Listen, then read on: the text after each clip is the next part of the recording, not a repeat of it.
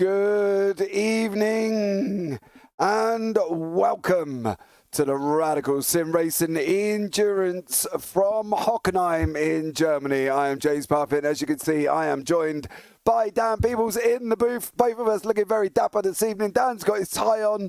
I didn't, so don't have a go at me. You know, but it's not my fault.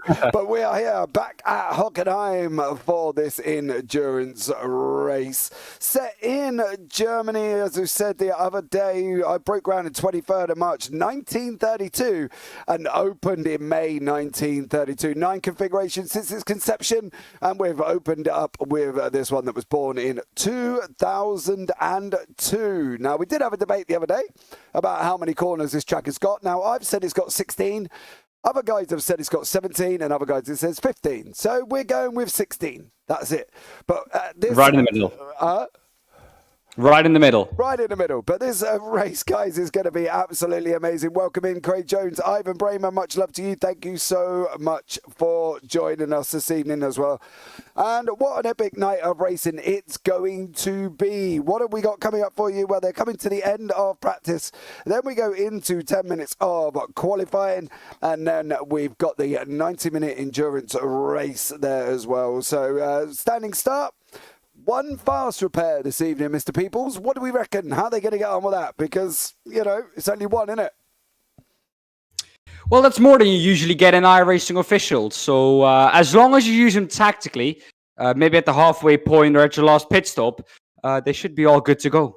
Well, see, talking about officials, right? I was in an official race early on. Right? Okay. It didn't go down so well. Well, isn't that the usual business with us commentators? Well, the thing is, I was doing really well, right? I was doing really well. I started at the back, partly because I just kind of saw the other day in the AMs and Pros and the Americas race what was likely to happen in an official. And what I predicted did happen. I moved all the way up into, I think it was 10th or 9th at the time. Well done. Thank you. And then I want to give a big shout out to Charles Krasick, who drives for the Americas series, who ceremoniously crashed into my back end going into, I think it was turn 2, actually, not the hairpin. Turn 2, and shot me off the side of the track like an absolute rocket into the wall. So, you know, a big shout out to Charles Krasick there, because he shot me into the wall and ruined, well, my race, really. Did you commentator curse him the evening before or something? No, but that's the plan for the rest of the week, you see. I'm going to save him all up until next Thursday, and then I'm going to lay them all on him in one go. But, you know, he has apologised, and it's fine. I was only joking with him. But out of the whole field, it was quite interesting, you see, because I backed off, because the two guys up front were going backwards and forwards, left, right, all over the time, and I was expecting some drama. So I backed off. Well, of course, as I did, like, because I was expecting them to hit each other. And what actually happened was I backed off. He ceremoniously hit me off. And then the guys went and took each other out in front of me anyway. So, you know, as I was expecting. So it was a lose-lose? Yeah.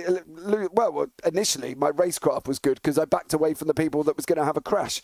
Unfortunately, I wasn't aware that Charles Krasick was going to come and join me and ceremoniously try and get in my car. So, you know, big shout out to Charles if you are watching. Hi, Charles. Thank you so much for ceremoniously joining the back end of my SR10. You know, don't get me wrong. I wasn't as fast as these guys. I was steadily poodling around in a 134 quite happily. But then again, you know, I was doing what I needed to do, but then I got taken out. So big shout to Charles Krasick for doing that, really. Much love. It happens sometimes. It happens. Phil across the pond, welcome in. Hope you are well, guys. While we're here, let's switch over to the live screen and I'll bring you up to date with the championship. Okay, so the championship, obviously we are resuming our race series. This is round 7. Obviously round 6 has been run and was a long time ago, but let's bring you up with the current championship standings In the pros, Rudolf Nagel is leading the way on 404 with Mike Buson in second on 371. Daniel Sedgley in third on 348. Kettle Larson on 334. Stephen Place there on 315. David Walters on 292. Lucas Dozer on 276. Paul Crabb on 265 with John McHutchison on 247. Tied, well, he's not tied. He's got Dennis Kyrgiakopoulos behind him, 20 points back on 227.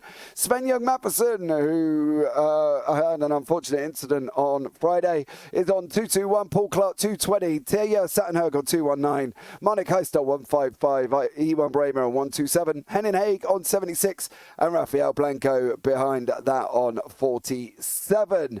Going into the AMs, let's see what the situation is with the AMs. Paul LeMay is leading the way on 279 with Byron Crawford on 220. Damien G on 212. David Rolliston on 197. Michael LeMay on 189. Gary Truebury on 186. Stephen Mellis on 143. Guy Robinson on 97. And then Colin Wynn on 77. Then we've got Sandra Capella, Graham Brown, Daniele Cascado, Alphonse Ruiz, Nia Gluskic, Maren Grigic and Mark Axelson behind that.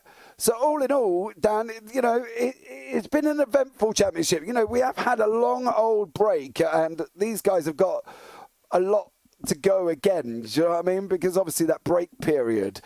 Now, in the pro teams category, we've got Sim RC on 615 points with Team Radline on 585. Tiger Team on 365 with IGL 294. Team Slow-Mo Black on 230. iLounge Racing on 161. Team Slow-Mo Red on 129. Platinum Racing on 98. Made on 74 and MJX behind that. Now in the AMs, we got Two Brothers Racing on 336 and Rad Sports Sim Racing on 248.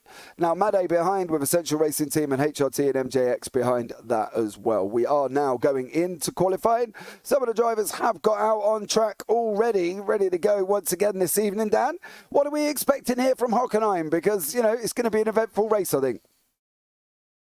Well, it's a spectacular track. It's a historic one as well, James. Of course, we all know. Back in the day when Formula One went through the forest here, of course, now we have that hairpin that we just went through to cut us off before we go into the forest.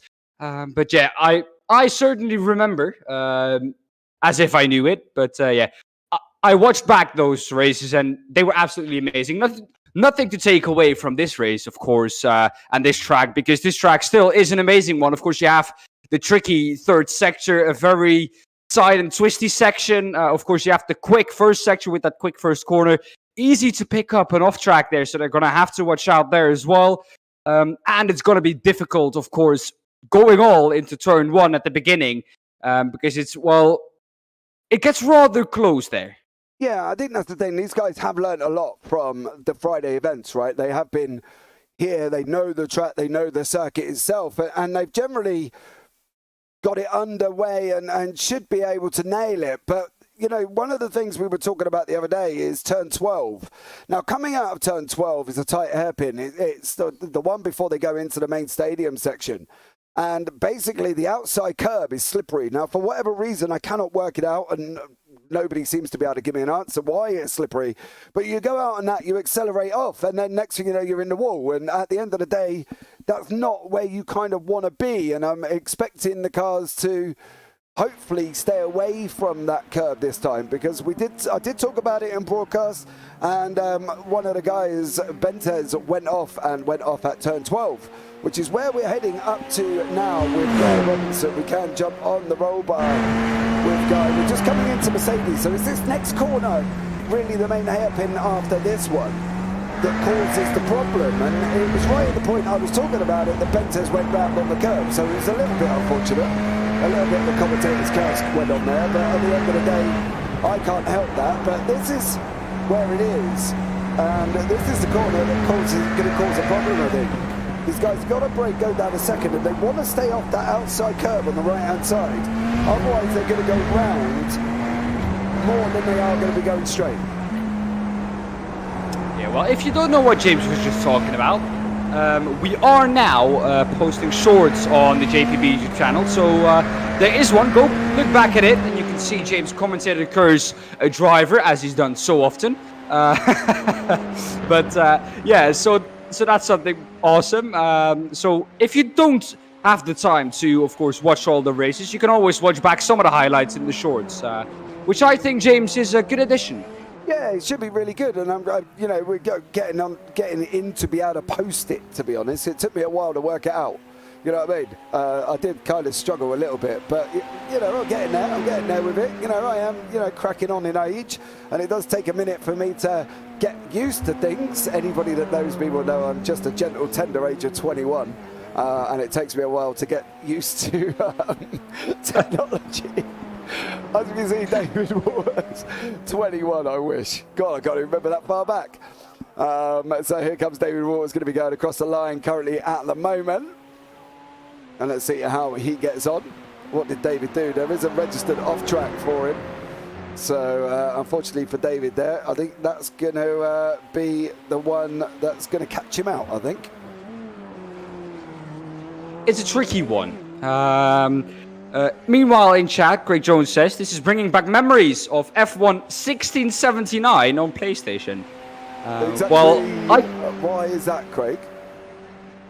Well, I don't know. F1 1679 is quite far back, isn't it? Well, it's showing his age, really, isn't it, if he's that far back, Paul Clark just going across the line. There's a lot of people heading across the line currently as well. Daniel Sedgley coming along at the same time. Paul LeMay is on a purple as well. Daniel Sedgley goes into 6th. Where does Paul LeMay go? He goes to the top of the AMS and goes into 7th overall there in the standings. I'm going to be excited to see how these guys get on, I think, because it was an interesting circuit to drive, and I think that's one of the things that these guys have got to look out for, is the nature of this circuit. As I say, they all should be fairly used to it by now, having run it on Friday. So we'll just have to see how it all develops out, really, I think, on that one. Well, I think Friday was a bit of a different setup for a race. It was more a sprint race. And of course, in a sprint race, you can afford to push a little bit more than you would in an endurance race. In an endurance race, it's your best bet to get to the flag first is to drive quick, but not 100% all the time. Because if you're going to do that, you are eventually going to make mistakes. No one is perfect, and you do not want to take that risk all the time. So at some point you have to say, okay, maybe I'm going to go 99 or 99.5% instead of the full 100% to just be safe here. And I think that is, you drive differently if you do that. Oh yeah, Sven-Göran Mathiesen coming across, goes into pole on a 1:31.784. The irony of Sven-Göran's incident on Friday was he posted in Discord about the strength of fields for both classes, and I was like, okay, that's cool. Then he posted, said it should be a really good race, and he said he can't wait to get it started. Now that was the irony of it, because he said he couldn't wait to get it started, and his lasted not much longer past the first corner until he spun the back end and ceremoniously went off track. So Sven-Göran, he did. Well, he laughed about it, but unfortunately, it was just the irony of him posting the fact that he can't wait to get it started, and his didn't last very long. So, yeah, good old Sven-Göran Mathiesen there. Big shout out to him. Well, James, a question. Can you say that you are world champ? Just in defense for Sven-Göran? Let me clarify that. Right? I can't say I've been world champion. I can say I've been nominated in the final 5 for the best commentator of the year award across the world. I'll shut up.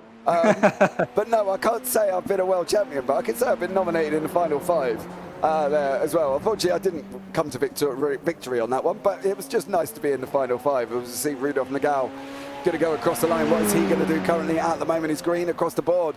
Goes into second place. Sven-Göran Mathiesen again has got greens across the board. He's looking to improve his time. He does on a 1:31.616.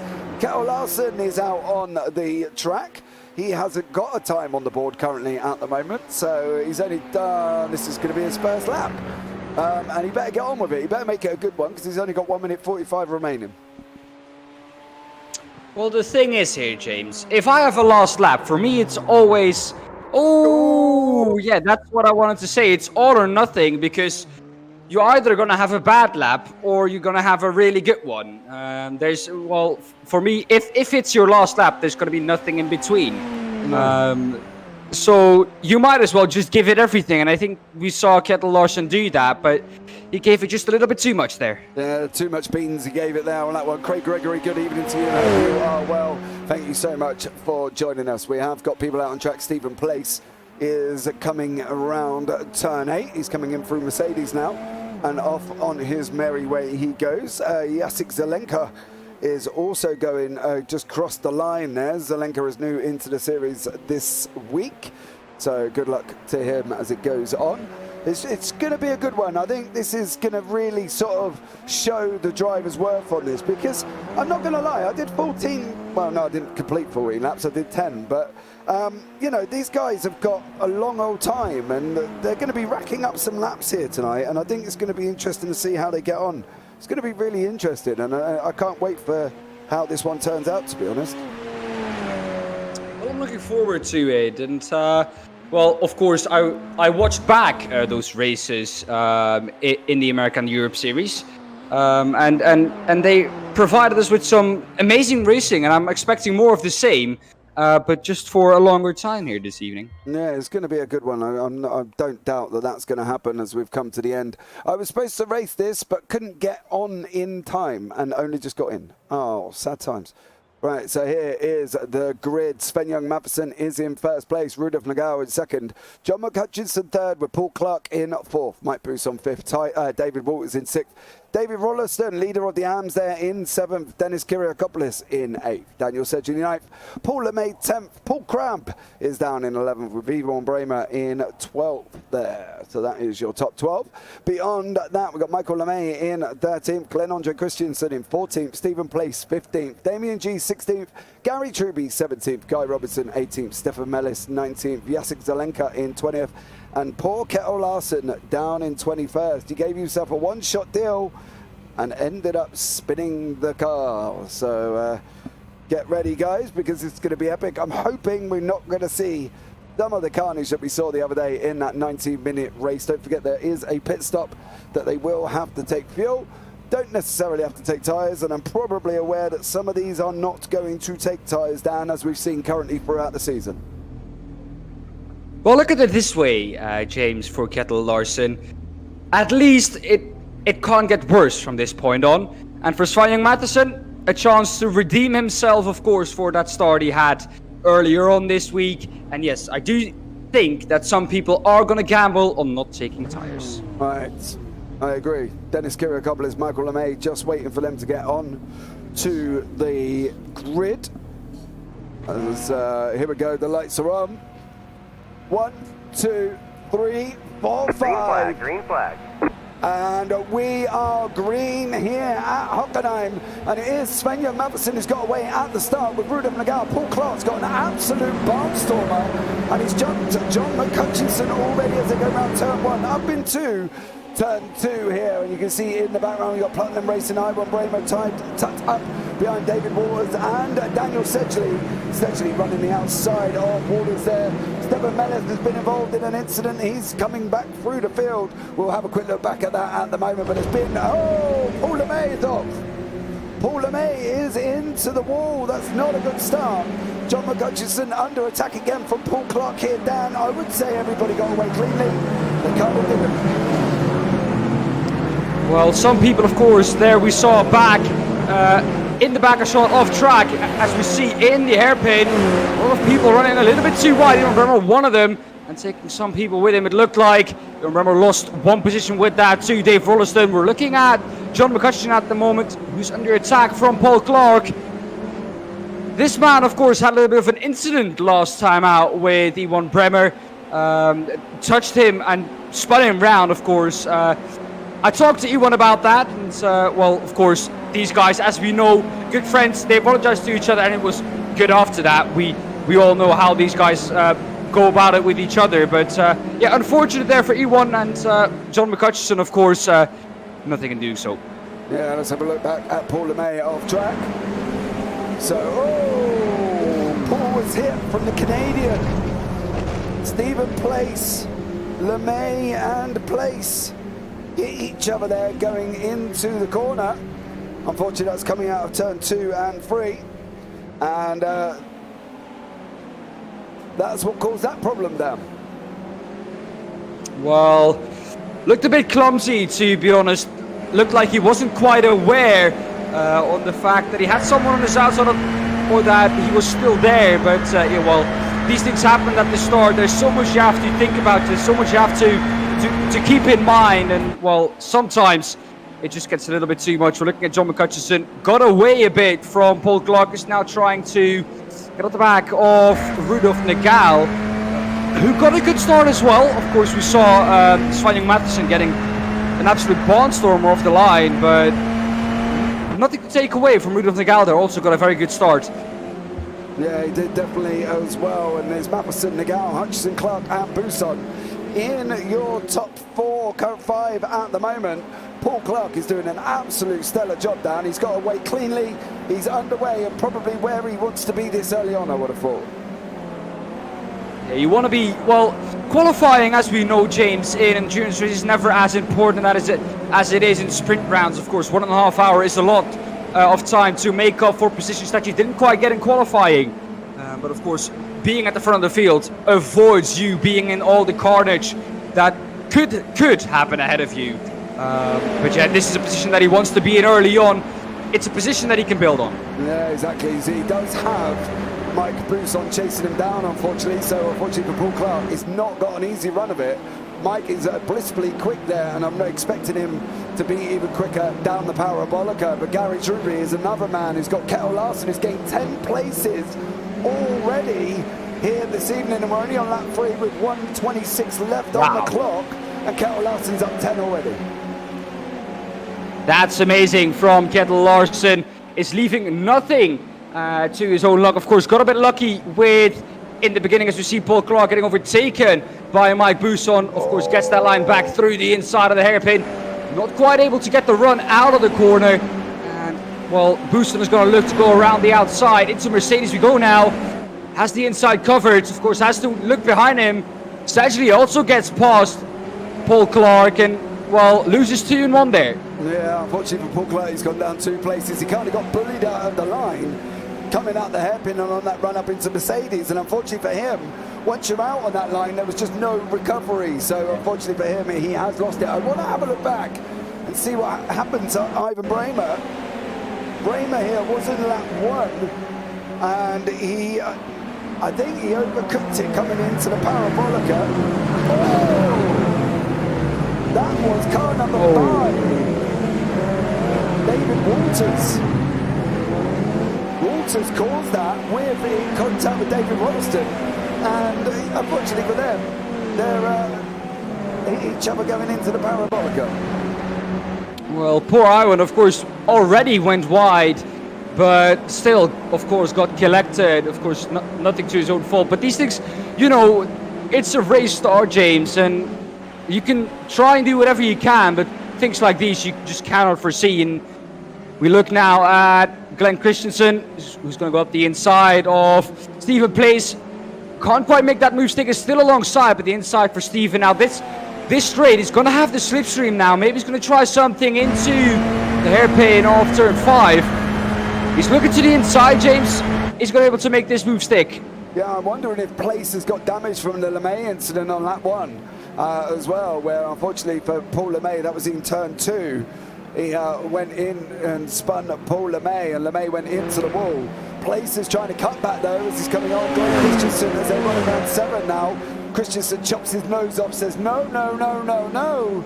You are not getting through at this time. And that's Glenn Christensen on his way for Team Slow-Mo there, but still not done with Stephen Place. And there is Place behind him.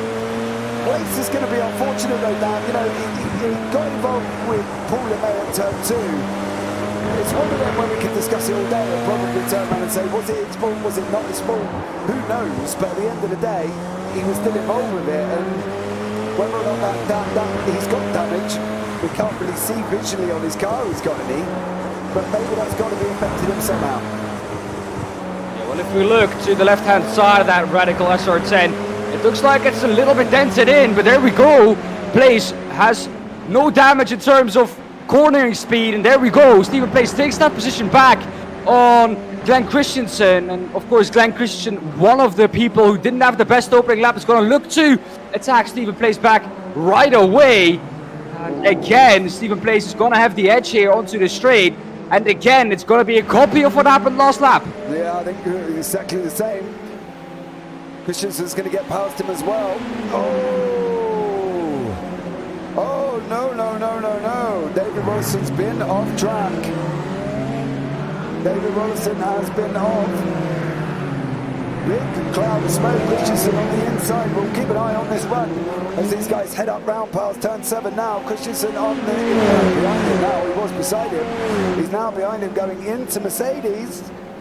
And I don't think he's going to get him this time, Dan. Let's have a quick look back at what happened to David Rolliston. That was the earlier incident. That was this one. Kjell Larsen and Paul Crabb. The Norwegian and Paul Crabb, the Irishman. Oh, rear locking. Everybody did well to avoid him there. That was all on his own, unfortunately, for Kjell Larsen that time around.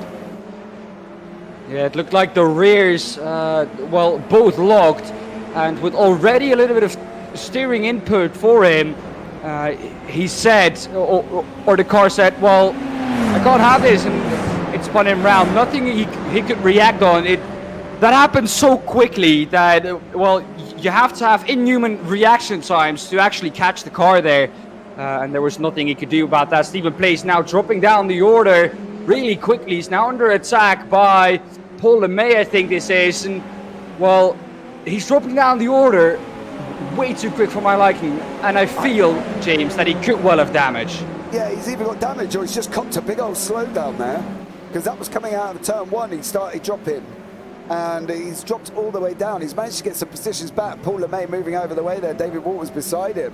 So these guys are going to be mixed up in the battle again. If that is what has happened to Stephen Place, I think he may have got to slow down off 1 because he did have to have back up quite a lot. He's back up, it looks like he's back up to full speed now, Dan. I'm not really overly worried about Stephen. You know, I've seen this loads of times in the American series and he makes his way back through the order. They've still got an hour and 20 minutes, so it's not like he's under a rush. Yeah, he probably wants to clear Stefan Mellis as quickly as possible, but he also wants to do it as clean as possible if he can as well. Touch wood, no spinners at 12 this evening just yet. But Mellis runs wide. He's going to lose 2 positions there as well. Stephen Place, David Walters, and possibly Paul LeMay. He might have just gone around the outside of him. And he has done as well. So Paul LeMay makes it free. Mellis loses 3 positions. Good evening, Colin Wynn. Welcome in. I hope you are well. Currently, hope you're feeling good and feeling better. But this is Damien G under attack from Kjell Larsen now up front. Sven-Jan Manfredsen and Rudolf Nagel. That's actually John McCutcheon behind him. Sven-Jan is a bit further down the field. Dennis Kiriakopoulos, Gary Truby, side by side on this run down into the pit parabolica. Kiriakopoulos, has he made this position stick currently at the moment? He has done. And that is Damien G down into 10th place currently at the moment, Dan. Well, there's Kiriakopoulos. At the moment, if we look at where he started, he's down 1 position. Paul Crabb up 3 ahead of him. And the man behind him, Gary Truby, up 7 as well. Of course, Kjell Larsen, the biggest gainer in the field with 9 positions gained, as you can see on the left-hand side of the screen now. But Dennis Kiriakopoulos not having the best opening of this race still. Like you said, James, an hour and 20 minutes to go. So enough time for Dennis Kiriakopoulos to make up positions lost. But of course, you don't want to start on the back foot, and that's definitely what has sadly happened now to Dennis Kiriakopoulos. Yeah, I think it's a tough one to really program in. You know, we're looking at a long race. You know, the officials are going for 14 laps. They're lasting for about 35 minutes. We're going 3/10 the length in time. So we're going to be looking at least 28, 42 laps maybe of this circuit. And I think that's going to be a difficult one. Michael LeMay is out this evening. And I'm trying to have a look back and see if I can find what happened to Michael LeMay. It seems like he didn't turn a lap. He did not complete a lap, and it also doesn't look like he was on the starting grid, because according to my timing screen, he is on minus 0.02 laps. Yeah, he's not done any, as the wonderful world of the timing software decides he doesn't like that. So Zelenko here going up the inside of Guy Robinson. Oh, he's gone in deep, mind you. Did Robinson survive that as well? I don't think he had a lot of choice on that one. As Zelenko come flying through there in the red and black. SRT. Robinson behind him. Had the pleasure of having a good old chinwag with Guy Robinson the other day on his Lone Road podcast. So if you haven't checked it out, guys, you can go and have a look on Spotify. Just search the Lone Road podcast. That's Lone Road. And I had a good old chat with David the other day. We talked about a lot of everything, really. And it was really good to have a good conversation with him and get to know him getting to know things about me that he didn't necessarily know. And I do recommend, if anybody fancies going to have a chat with Guy on his podcast, then hit him up in a message.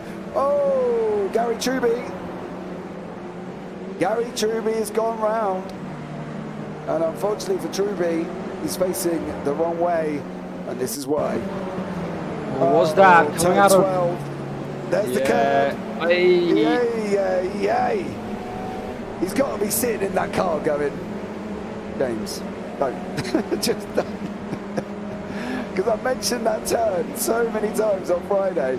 And there we go. Our first victim this evening is Gary Truby out of turn 12.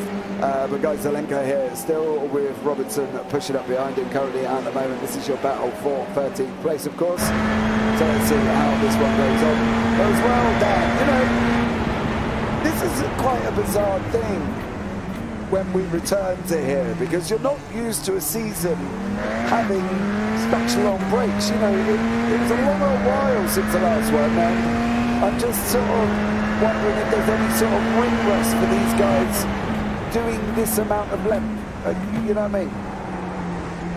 Well, I'm just looking, James, and the last one, if I'm correct, was round 6, of course, at Bathurst, and that was the 27th of November, so that's more than a month ago now. That's almost a month and a half, and yeah, that is quite a long break. Yeah, it definitely is. When you've got that amount of time off, and you'll then come back and asked to do a 90-minute race, it's tough, isn't it, really? I don't know.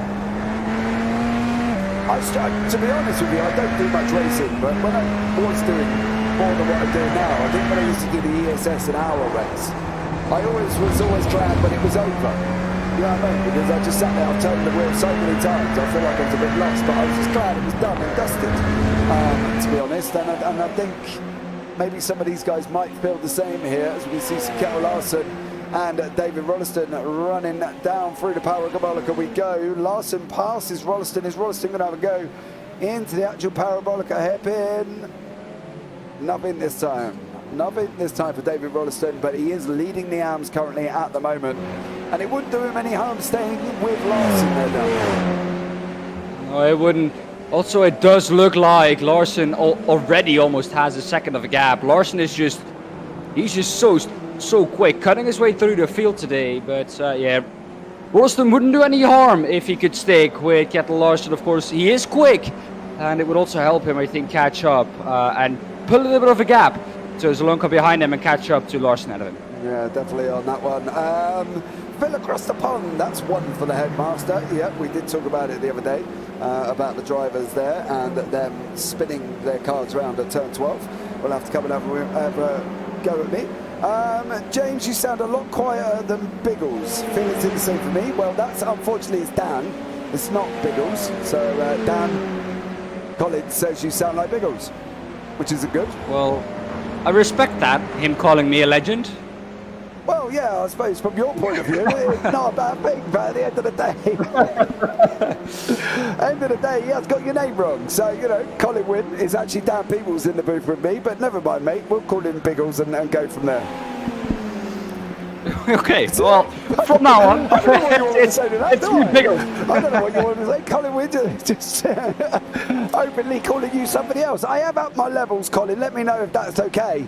I do have the wonderful world of Windows that keeps, for some reason, turning down my levels, which is completely driving me crazy, and I've got to be honest, it's really getting on my nerves. So if anyone's got a solution why Windows keeps turning down my levels, let me know. But I'm hoping that's a lot more better for you. I have upped the gain and I've upped everything else, and I've boosted as much as I can here this evening as well. So I'm hoping that has balanced it out for you, Colin Wynn.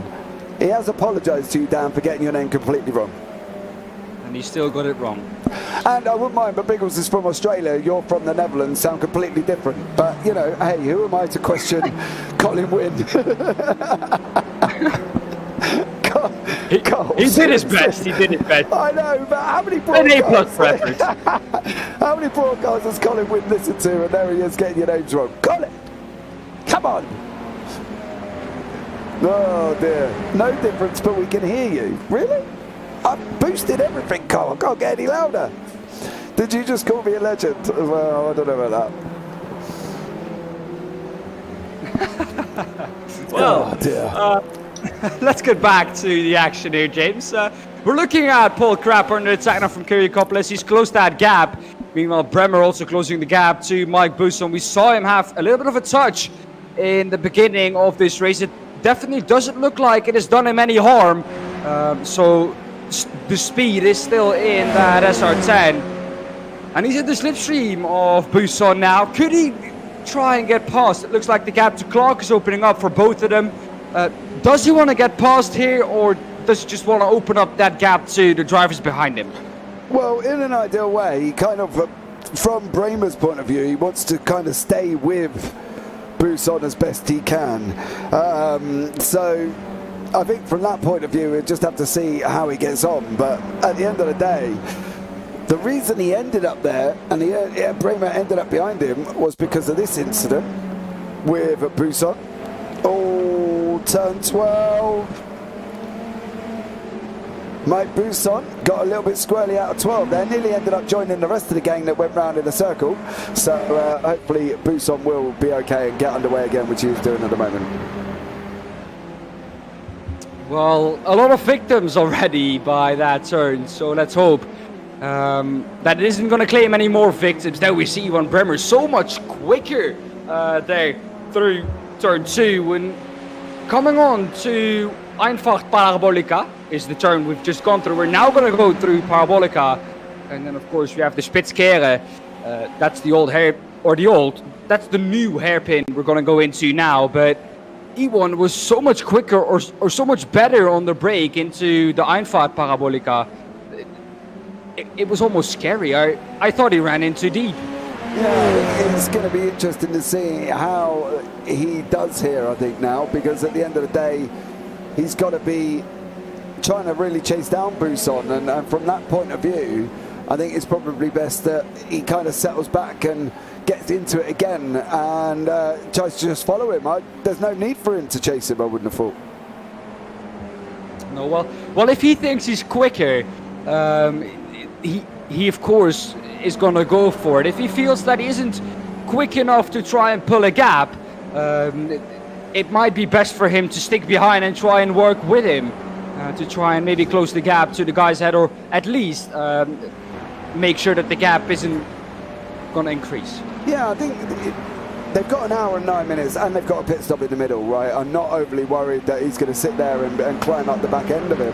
And, from Bremer's point of view, he might as well just settle down now and realise that there isn't a rush. He's got that time, and he's got to be looking at go again later on down the line. David Rolliston here has got himself mixed up in himself by the looks of it. So 12, that's he gets out of 12 on the run through 13, coming into 14 and 15. Oh, easy to do. Turn 15, overcooked it and went too deep in.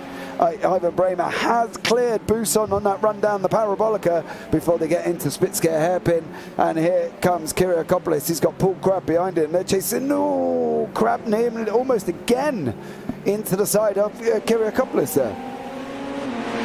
Yeah, well, for me, James, it looked like Bousson almost let Bremer through, acknowledging to E1 that maybe E1 is quicker and that Bousson wants to stick in his slipstream. Now we're going to see if Bousson is going to attack him again, or if E1 is going to be able to pull that gap. Going back to Kiriakopoulos, it was rather close once again, and maybe some deja vu there for Kiriakopoulos. Yeah, maybe he's made it through. I'm not overly worried about Dennis. Do you know what I mean? I think you can look into too much about him. He is a consistently good driver, and I don't feel that, you know, he's got much of a problem. He'll make gains as the race goes on, and he generally does as it proceeds throughout the season. So I'm expecting him to climb up. Colin Wynn is doing his best to suck up to Daan in YouTube chat currently at the moment as well. So Colin's trying to get himself out of a hole that he dropped himself in earlier on by calling Daan Biggles. I would like to point out that Biggles is from Australia and Daan's from the Netherlands. So there we go. A lot of bromance going on in YouTube chat at the moment. I'm feeling a little bit left out.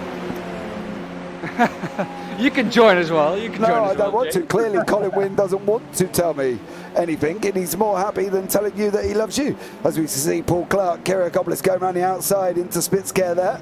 On this run up now into turn 7, these guys are going to be side by side. Kiriakopoulos is kind of in prime position. If he can just send it around the outside of Paul Clark.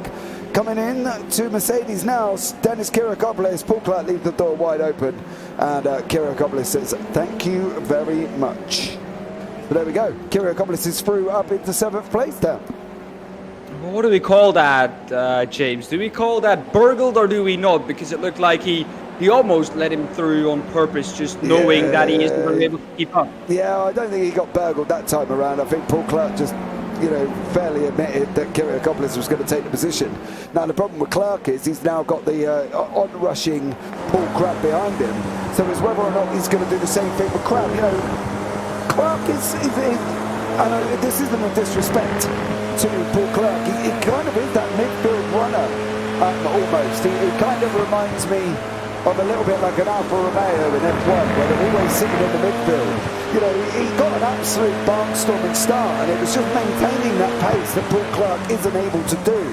And that isn't disrespectful, because I love Paul Clark. You know, they are one of the primary sponsors of this event. You know, you can head over to iLoungeRacing.co.uk and see what they do over there. But you know, he's always been in that sort of scenario where he gets a barnstorming start, and then just unfortunately, contact coming into the Spitskare there. Paul Clark getting his muscles out, but Paul Crab is going to do his best again on this run round into turn 7, I think. Crab's going to come up the inside. Clark cannot come across on Crab. Crab's well and truly there. Crab's going to be looking at going around Mercedes. Is Clark going to send it in? He is. They're going to be running 2 side by side. Crab's come out of Mercedes now. He cuts off the nose of Paul Clark, and that's job done. But you see what I mean? He's now got the problem for Paul is he's got the on-rushing Kettle Larson behind him, and it's going to be not if Kettle's going to get past, it's just when Kettle's going to get past. That's the problem. Well, I think for Paul, if I get the information from Colin, that Paul is still suffering from COVID. So if that is the case, then I don't think he's doing too badly if he's still suffering from that. Of course, as we all know, it's a horrible thing to have. But yeah, Kettle Larson, well, it does nothing to him. He's going to just say, I'm going to get past, and Paul Clark knows he's not going to keep up that pace. He lets him pass, maybe hoping that he can stick in the slipstream of Kettle Larson, but he has a 12.6 second gap now to Dave Wollaston in P11. However, that is the leader of the AMP class, so no matter what happens there, I don't think that he's too worried about that. Yeah, obviously, you know, Paul is still suffering from COVID. I didn't realise that. So he is doing his best to stay out there as long as possible. I'm not quite sure what I was doing. What was I doing when I had COVID? Oh yeah, I was still commentating, if I remember correctly. But at the end of the day... When are you not? Well, this is also true. You know what I mean? He says, sitting here trying to think, you know, when am I? Actually, we're broadcasting later as well, coming up on the JPB at about 1:45 in the morning. We got the starting of the LSRL GT3 League, so that should be an interesting one as well. But definitely check us out there later on as well, because we've got a lot going on. Daniel Sedgley is currently in third place there. Guy Robinson, he's trying to battle with Stephen Place. Obviously, Place has been in the wrong place at the wrong time. Boom. Yeah, well... You don't get my joke, do you?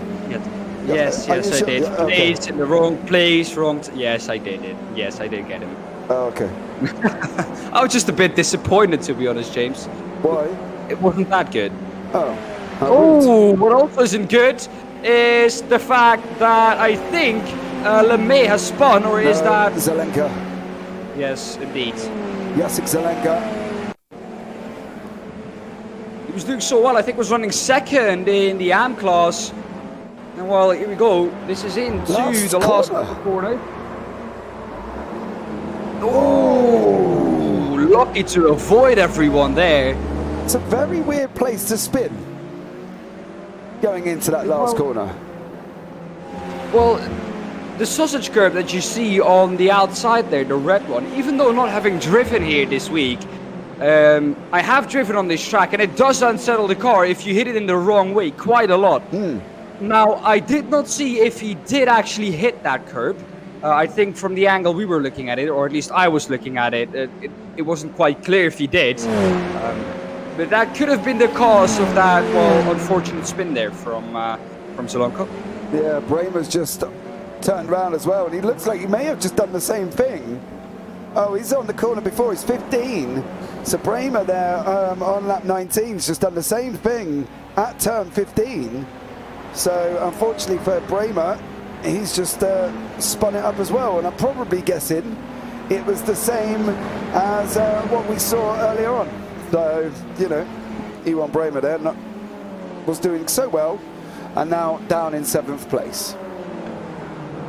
Yeah, well, Ewan, of course, just got past Buson a lap or 5 ago, and of course now he has to do that all over again. He's now, it looks like almost 6 seconds behind Buson again, so that's quite a lot to catch up. Larson up the inside. Oh, crap! Not without a touch. Looks like the Irishman has to settle now for 9th, although he's not going to let this one go without a fight, James. Oh, Colin Wynn, he held him as best he could, I think, on that one. We'll have a look back, and you can give us your professional opinion, but I think Jacek Zelenka kind of was trying as best as he can there, I think, to either hold the brakes and try and get out of the way. Let's have a look. I think he tried to spin it round again. I'm gonna have a look at it. There he goes. Yeah, there we go, the red curve. There he goes. He brakes, and then locks up. Oh, okay, he may have... Yeah, all right. Yeah, all right, I'll give you that. But then again, he did... from his point of view, he locked up, and then he spun the car around. So, you know, I don't really know what to say.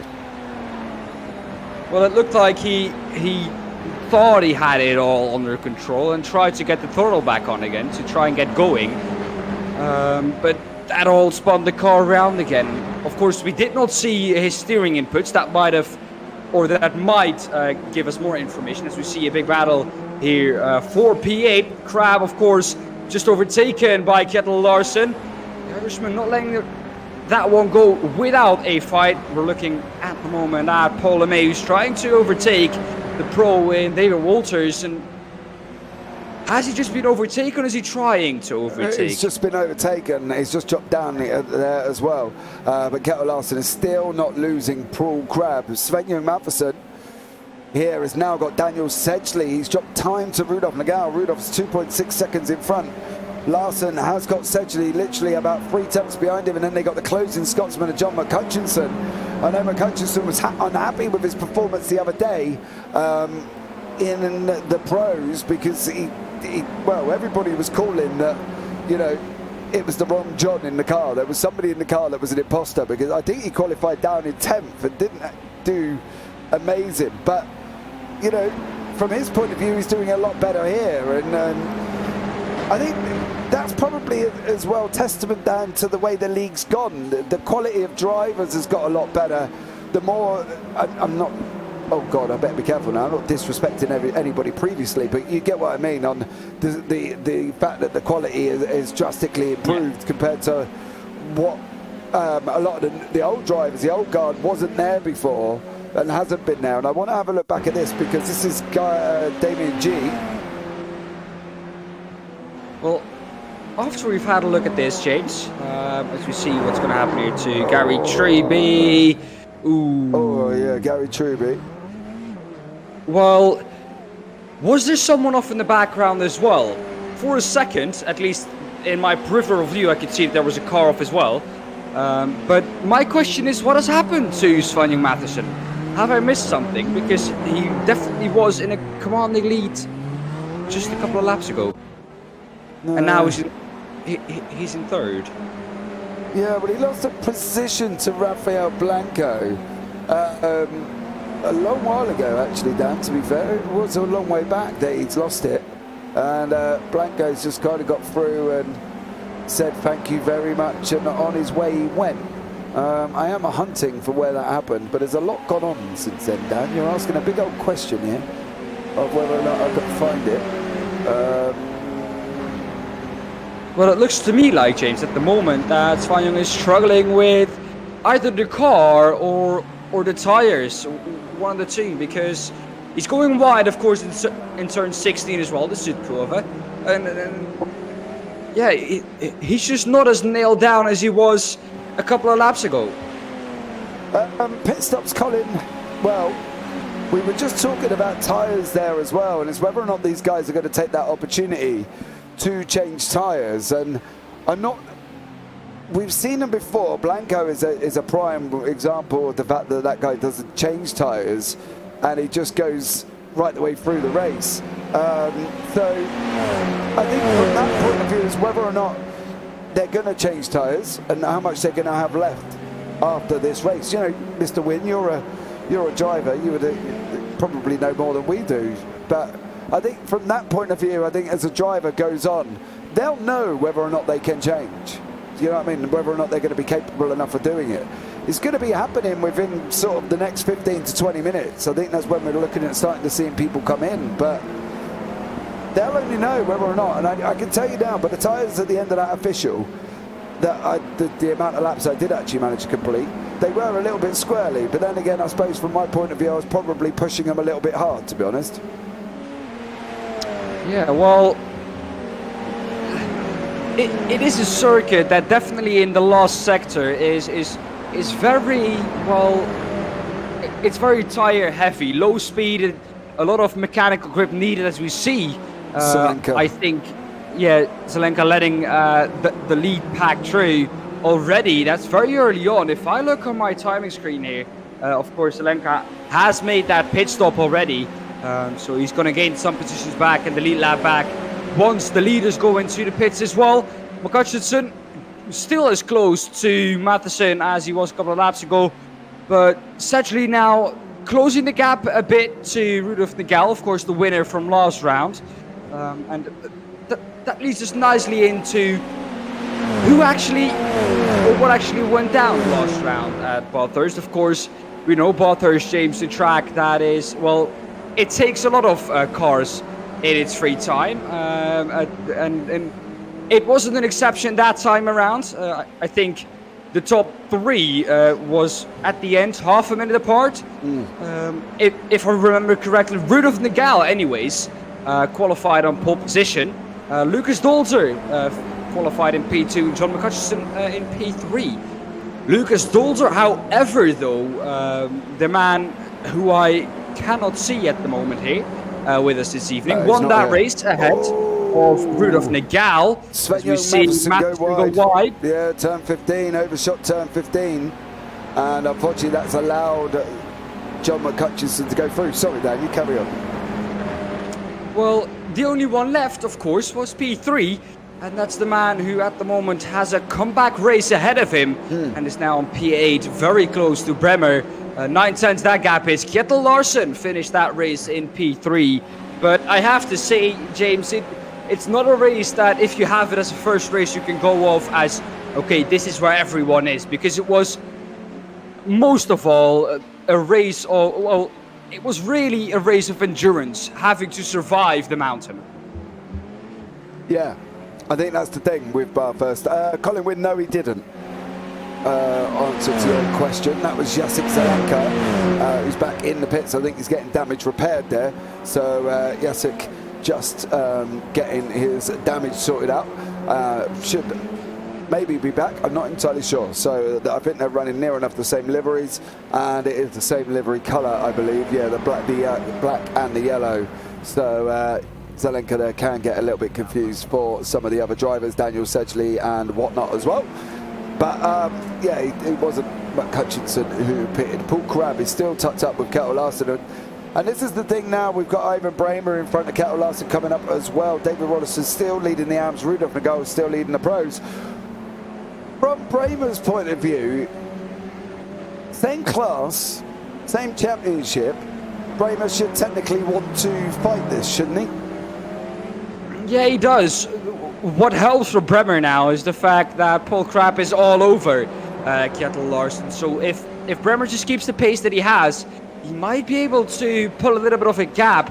Once he gets outside of that second, it looks like Kjetil Larsen is struggling a little bit at the moment to keep up with Bremer without any slipstream. So it's just the fact of getting him out of that slipstream, and maybe then he can pull a gap. However, me now saying that is, of course, inviting Kjetil Larsen to now overtake Bremer. It shouldn't be too long here for Kjetil Larsen to close that gap up into Ivan Bremer as well. We've still got Rudolf Nagel out in front. I believe I may have mentioned Rafael Blanco, but it's actually Rudolf Nagel. Now Damien G, Zelenka, Mellis and Christensen have all had it. Hopefully they haven't had a ding-dong together. But this is Glenn Andre Christensen from Team Slow-Mo. That's Stefan Mellis behind us there as well as he's coming around turn 7. Christensen, not entirely sure where you're off to. I think he's called it a night there. Mellis was also had his own little ding-dong not long after. I'm going to fear that this could be into turn 12 here for Stefan Mellis. This is coming in now. I'll keep an eye on it just for a minute. Just for a minute. Yes, there you go. Stefan Mellis goes round, and then Damien G also went round as well. So yeah, we'll keep an eye on these three as these are running. But Glenn Andre Christensen, I think, has called it a night tonight and is put the car into the pits. And yes, he has. He's out with Michael Lameda. Well, that was a strange one. I couldn't see any big damage to that car. So to me, it's a mystery why he all of a sudden pulled off. Maybe not happy with his own performance. But yeah, I don't know. Strange one. Definitely was there from Glenn Christensen. Maybe he's just realised that this championship a little bit too tough for the Norwegian. I don't know. Maybe. Love you really, Glenn. Only joking. But Stephen Place is mixed up here with David Rolliston as these guys now on track running down the Parabolica. Rolliston in the Tiger livery. Stephen Place on the right hand side, the Canadian. So let's see how he gets on. And his Place running up the inside into Spitzker over the David Rolliston, the leader of the AMS. He's got his teammate David Walters in front. Next up on his list, Ivo Bremer has got the ever-charging Norwegian of Kjetil Larsen behind him currently at the moment there, Dan, and these guys still having a little bit of a ding-dong as they're going in through 12 and into that stadium section. Well, Kjetil Larsen, it seems like through this stadium section is where E1 excels, but then coming out, of course, off turn 16, it should cool from there on and through turn 1, it seems that Kjetil Larsen is just that little bit quicker than E1 Bremer, and that's a point where I think E1 has to watch out. Turn 1, what do we say, James? Not really an overtaking opportunity because it is that quick. You can't put the car up the inside there, but it is at a great risk of making contact with the guy on the outside. Yeah, they've got to be sensible, right? You're not going to want to rush and make a move too early. But at the same time, if the guy in front is slowing you down, we know Kjell Larson's been quick. He's up 13 places. He hasn't gained 13 places because he's running around in a mobility scooter with my grandma. You know what I mean? He's a lot quicker than that. So there he is in his SR10, absolutely flying, and he's just cleared Ivan Braber as well. You know what I mean? Yeah. Well, I love the. Well, what? I love how you said that. Yeah, well, Kjell Larson is faster than my grandma in a mobility scooter. You know what I mean? He's in an SR10. He's not driving around, is he? With two horses out of an electric battery. The comparison is perfect. Well, you know, look, at the end of the day, it is. Let's just be real about it. Don't imagine my grandma going around in a mobility scooter, mate. It's not great. You know what I mean? No. Well, at the end of the day, he's got past E1 now, and then he can try and maybe bridge a gap. Now the gap to the driver up ahead, who's Buson, is 5 seconds. Of course, if they start fighting now, that gap is going to open up, which is not what they want. They, of course, want that gap to close, but E1 is not going to give him that. He's going to fight back, and Kjell Larson is going to let E1 go on the inside, knowing that there's a long straight ahead. There is, of course, Parabolica ahead now, and maybe it's the better choice to stick in the slipstream with E1 now. E1 is, of course, going to defend the inside, I think. No, he's not. Larson takes the inside, and, well, he's now going to have the inside for the Spitzkehre. Yeah, I think this is Larson's start. There's a big lock-up of brakes for Buson in front. I think it was Buson there. It may have been actually Zelenka again has locked up, and currently Ivan Braber is under attack from Kjell Larson. So they're running around turn 7, into Mercedes they go. Larson's looking up the inside. Braber is doing an absolute stellar job, and I think Bramer's really kind of grown.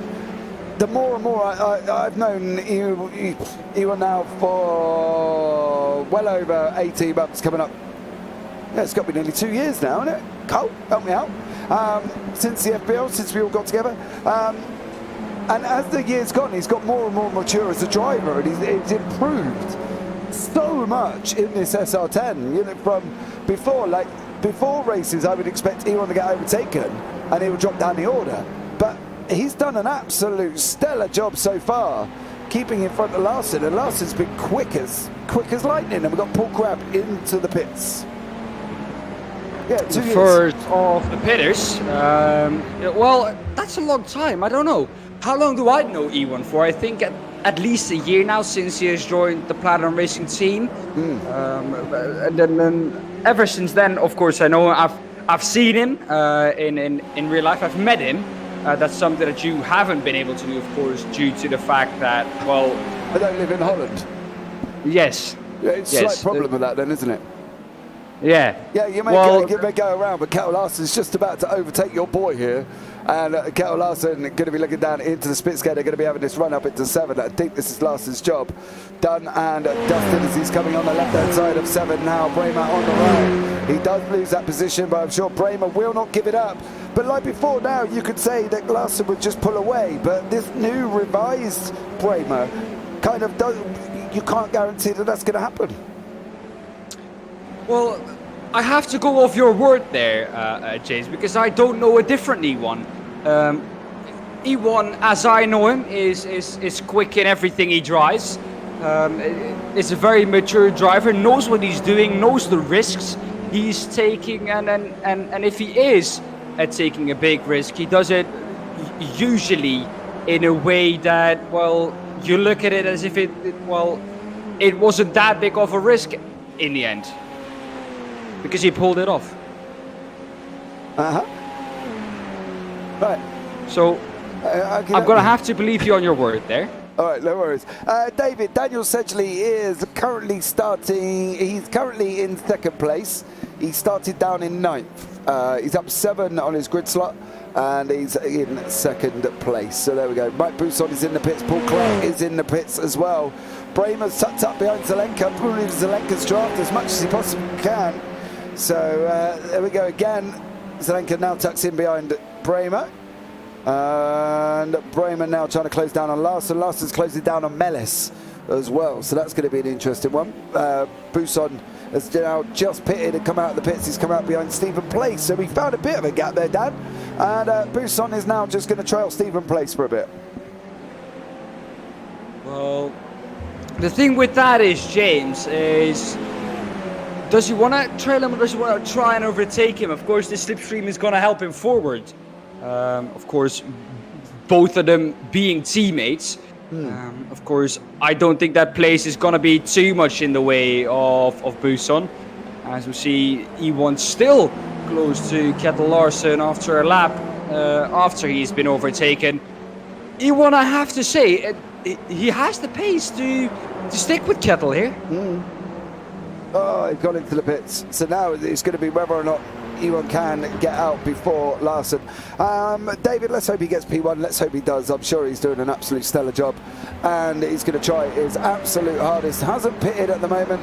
E1 Bremer is the first of the front runners, the top 10.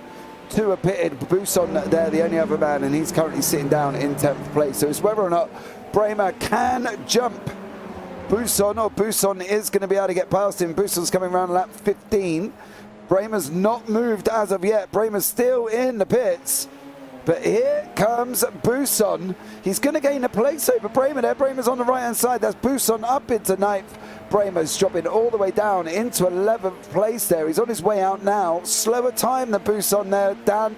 And that could be why he has struggled. And he's lost, it was 7 seconds pit stop slower than Mike Buson's all the way through.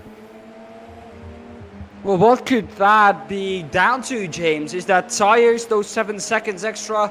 Of course, I'm not as well known in terms of pit stops with this SR10 because usually in the officials you don't have to make a pit stop. But do the tires and the fuel, do they get done simultaneously or are they separate? Now, only, to be fair, Colin Wynn can actually answer that question because I know last time out when we were at Bathurst that they were being done separately. Now you got your fuel and then your tyres went on. Now I'm not entirely sure if that's changed. I haven't read that it is, but I know they were looking at going through getting them both done together. David, Sedgley needs to get the W, otherwise he's going to be a bit grumpy when we play COD in a bit. There you go. But that's David inviting the whole YouTube chat and us into play COD. That'd be cool. Can you play COD, Dan? Well, yes, I can play it. Can I play it well? No. Oh, okay. No. Well, maybe we won't invite Dan in. But David Walters is still into the pit. Stephen Place there has got him. Is Ivan Bremer going to jump Kettle Larsen? Larsen hasn't moved. He's still in the pits. Here comes Bremer. He's got past Walters and Larsen there. And Ivan Bremer has now had a stellar outlap out of the pits and has now jumped them both up into 9th place. So fair play to him. He's now in 9th as it goes on, and he's doing really well for himself. Well, James, the pit stop time for Kettle Larsen, of course, Iwan Bremer had a pit stop time of 46 seconds. Kettle Larsen has a pit stop time of 58 seconds. So I have a feeling that tires still get done separately. Well, that is a big, difference in pit stop time. So I don't know what exactly has happened there. It looks like Mike Buson is under attack, or has overtaken, Stephen Place here. Yeah. But Buson's pitted, Place hasn't as well, so I'm expecting that gap to grow a little bit more, to be honest. But I think from these guys' point of view, there's no need for Place to really be fighting along with these guys because he, as I say, is down already on a pit stop. He's a pit stop back, so from his point of view, I suppose he might as well try and stay with Buson as long as possible to pull himself forward, because once he goes into the pits, and he's only got a 4-second gap to Rolliston, 7 back to Iwan Bremer, so he's going to lose positions, but it's how much management they are going to, how much management he's going to do on his positions is dependent on how many positions he's going to lose. So Win SR8 was at the same time, yes it was. The SR10 after one another. Not sure if it's changed back though, it should do. All tyres against rears only. All tyres, Okay. Dan, or rears only? Well, I think E1 has done rears only, if that is the case, and then maybe Kettle Larson has done all of them. You reckon? Well, looking at the pit stop time, there are people that have pit stop times of 39 seconds following Mike Buson.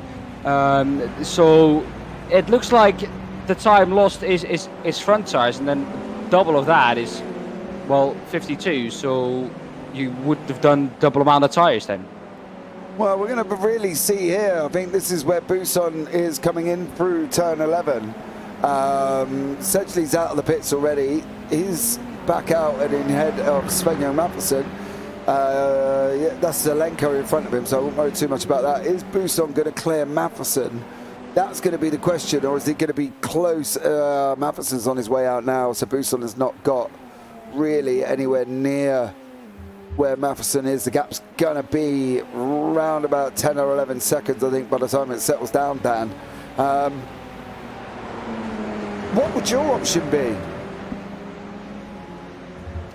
Well, I would go for all of them because I'm a bad driver and I need all the grip that is available to me. Yeah. But if I would go purely off of strategy, maybe I would drive a little bit under the limit in the first stint to have tires left in the second, so you don't have to change it. It all depends on how much time you're losing compared to your quickest driving if you drive slower, because we see now the gap with Mike Buson's pit stop time to Kettle Larson is about 16 seconds, 18 seconds, so let's say. You're not going to lose that maybe in driving a little bit slower in the first stint. But in the second stint, when the new tires come into effect for the other drivers, they are going to gain time back. So it really is a gamble, I think, if you do not take tires.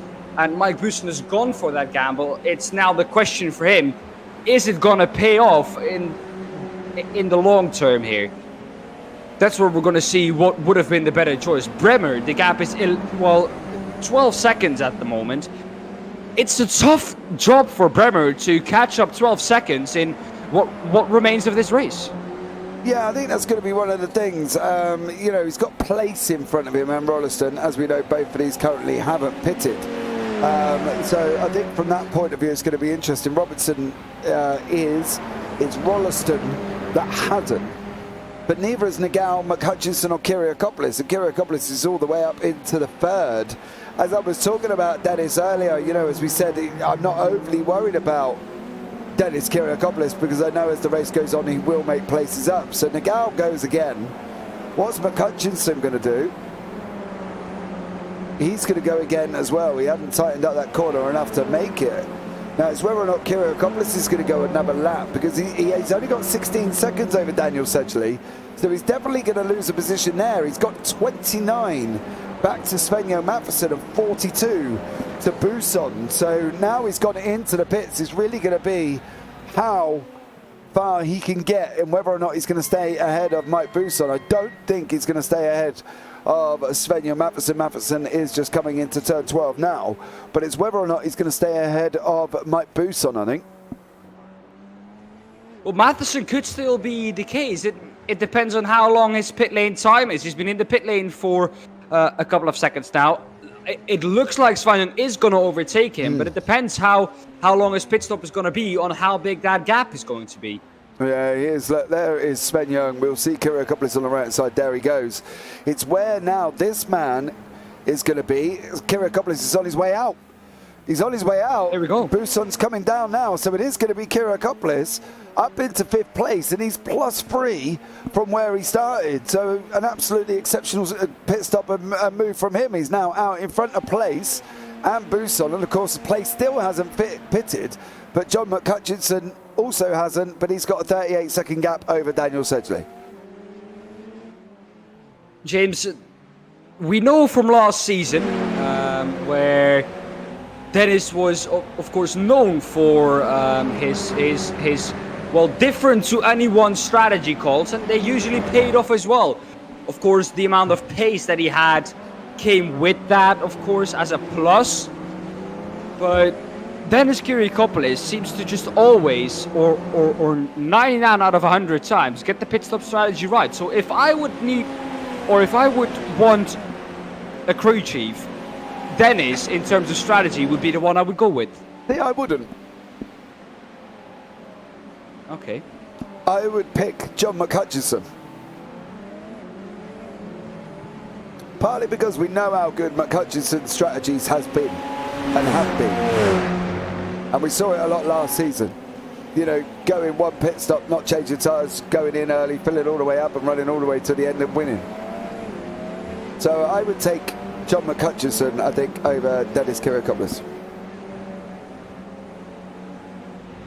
Should we do a race-off now and then have one teach another? As we see, Guy Robertson in the AM class was running in 4th. Is now back down to 6th. Let's see how that happened. Of course, happened into the Spitskere. If we go, does he lock the rears? He just goes deep, and then, yeah, indeed, he locks the rears. Good avoidance, though, there, James, by Paul Clark. Because he had almost a second to 1.5 seconds to react to that. Yeah, exactly, and he's managed to make it through. John's strategies have been so on point over the season. See, Colin Wynn agrees with me. Thank you, Colin. I'll pay you later, don't forget. Just send me your PayPal, I'll pop it over. So, you know, Colin Wynn agrees with me, and he thinks he's been on point as well. Rudolf Nagel is in the pits now, so it's whether or not this man, Daniel Sedgley, is going to get in front of Nagel. Sedgley's got one more corner to go. Nagel is on his way out. Nagel is on his way out. Sedgley's all the way back at the beginning of the start-finish straight, so he's not going to get Rudolf Nagel. But I think from Nagel's point of view, I think, yeah, Robertson there just backs off and lets Nagel take his normal line. Sedgley is about 5.5 seconds back currently at the moment. So Sedgley's got a lot to do to chase down Rudolf Nagel here this evening to try and maintain that position. But Sedgley's pit stop time, 38 seconds, seems to be about where the norm is, Dan. It depends what you do in the pit stop. If you do not take tyres, 38 seconds seems to be the norm. If you take, well, front or rear tyres, so not both of them, but just one of the two, it seems to be around the 46 to 48 second mark. And if you take both, it seems to be around the 56 to 58 second mark. So it depends on what you do. But if you take only one set of tires, like E1 has done, yeah, it might be the safest bet to go for. But if I look at the top 3, Rudolf Nagel, Daniel Sedgley, John McHutchison into the pit lane is now as well. So we'll see what he does. But all of those seem to have taken only fuel. Yeah, that wouldn't surprise me with these three. Wouldn't be surprised at all. John McHutchison's trying to maintain a lead here. He's still in the pits. Here comes Nagel. Goes past McHutchison. Here comes Sedgley. McHutchison is out. It's going to be close. Sedgley's going around turn 1. There's McHutchison on the right-hand side. Sedgley's up to speed. Sedgley's going to jump McHutchison coming out of the pit lane. And Daniel Sedgley there maintains his second place. But McHutchison is a lot closer than he was going into the pit lane, Dan. Yeah, well, the speed difference there, you could see it coming out of the pit lane. John McHutchison, of course, was not up to speed. Just as we see, one of our last people to go into the pit lane is Stephen Place. David Rolliston and Damien G, both leaders in the AM class, still having to pit. Rollo's just gone in. Those two are going to do so closely. Rolliston has just gone in. We'll see what Damien G does, but those are, of course, the last to pit. I expect everyone to need to pit around this time, but we saw the speed difference there coming out of the pit lane. Daniel Sedgley just got past, and we see now Damien G also into the pit lane. So everyone now has made their pit stop, and for now, it's just a straight sprint to the finish. It is, yeah. Rolliston G in place is out. Stephen Place comes out in 10th place. Rolliston is still in. It's whether or not Paul Clark is going to jump both of these. I think he is. David Rolliston looks like he's taken tyres. Colin Wynn did say that while you're in the pits, Dan, you were going to take a full valet as well. which if you don't know what valet is, it's like a car clean where they hoover your car out and polish your tyres as well. So just to let you know, Colin win. Oh yeah, if we would race against each other, I would have the time for that.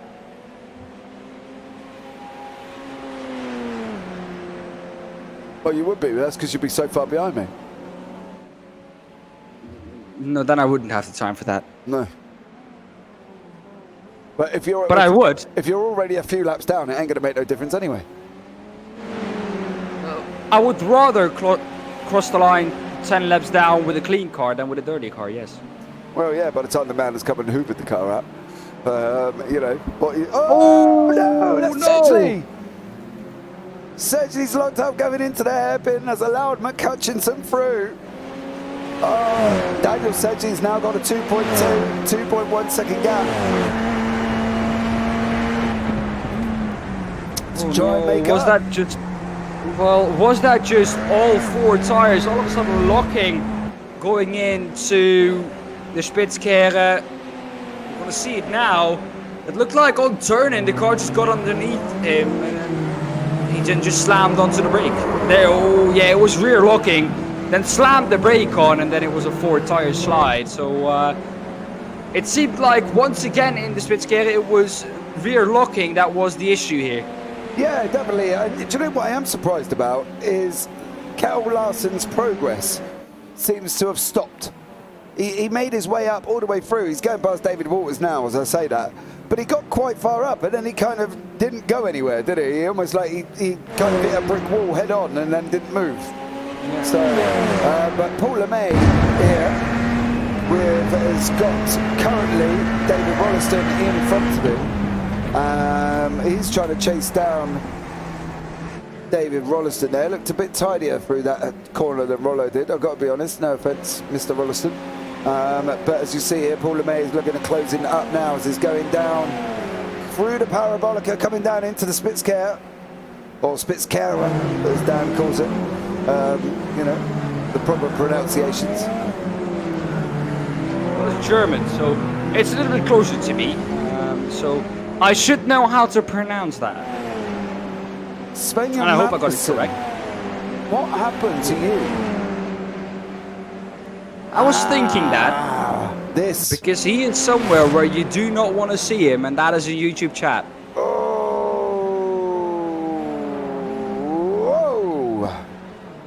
And he's had enough. So there we go. Sven Young gone round. Okay. And out he goes. That's another member of Team Slow-Mo gone, along with Glenn Andre Christensen. Unfortunately, it's not going to be a slow-mo team points today. They've unfortunately lost both of their drivers. Joachim Kjod is there as well, just crying in YouTube chat because Sven Young is out. But Paul Lemay is still chasing down David Rolliston. Kjell Larson still trying to get a hold of Paul Crabb currently. And then Rudolf Nagel, John McCutcheon, Daniel Sedgley. With Sedgley trying to chase down McCutcheon after his spin in the Spitzkehre hairpin. And I think that's Robertson that we see in the background also going off there in the first corner. I don't know what exactly happened there. It looked like he caught a slide and then managed to continue his way again. I don't think that was Robertson, you know. Somebody's already spun in front of us. In turn one? Yeah, that wasn't Robinson. I have a funny feeling.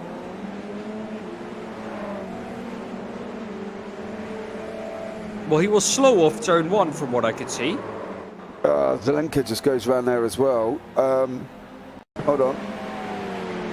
No, must be going down into the Spitzkehre hairpin as well for Gary Truby.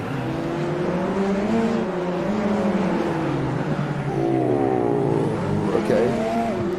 Yeah, nothing come up as Robertson did that, but Paul Lemay's got past David Rolliston on this run into 12. Paul Lemay now fighting along with Rolliston from the Tiger team. Paul Lemay from Two Brothers Racing, his brother as well is also in Two Brothers Racing. Michael Lemay. Michael didn't make the start, so unfortunately for him, he didn't make it, but we are on lap 43. And we have just seen Gary Robinson, Gary Truby, Jacek Zelenka, and of course Daniel Sedgley have a spin there as well. Sedgley locking up. Rolliston's made his way through there, Dan, and is now back up into 13th. Well, where does it stop for Rolliston? Of course, has now a little bit of a bigger gap to Damien G. Paul LeMay, of course, not giving this one up without a fight. 9 seconds is the gap to Damien G at the front of the field. There we go. There we see David Rolliston shooting past Paul LeMay again. Yeah. These guys are going to carry on, but I want to have a look at this Paul Crab Kettle Larsen battle going on at the moment. Larsen has managed to catch Crab. Further up the line, he's got 15 seconds going back to Iwan Bremer.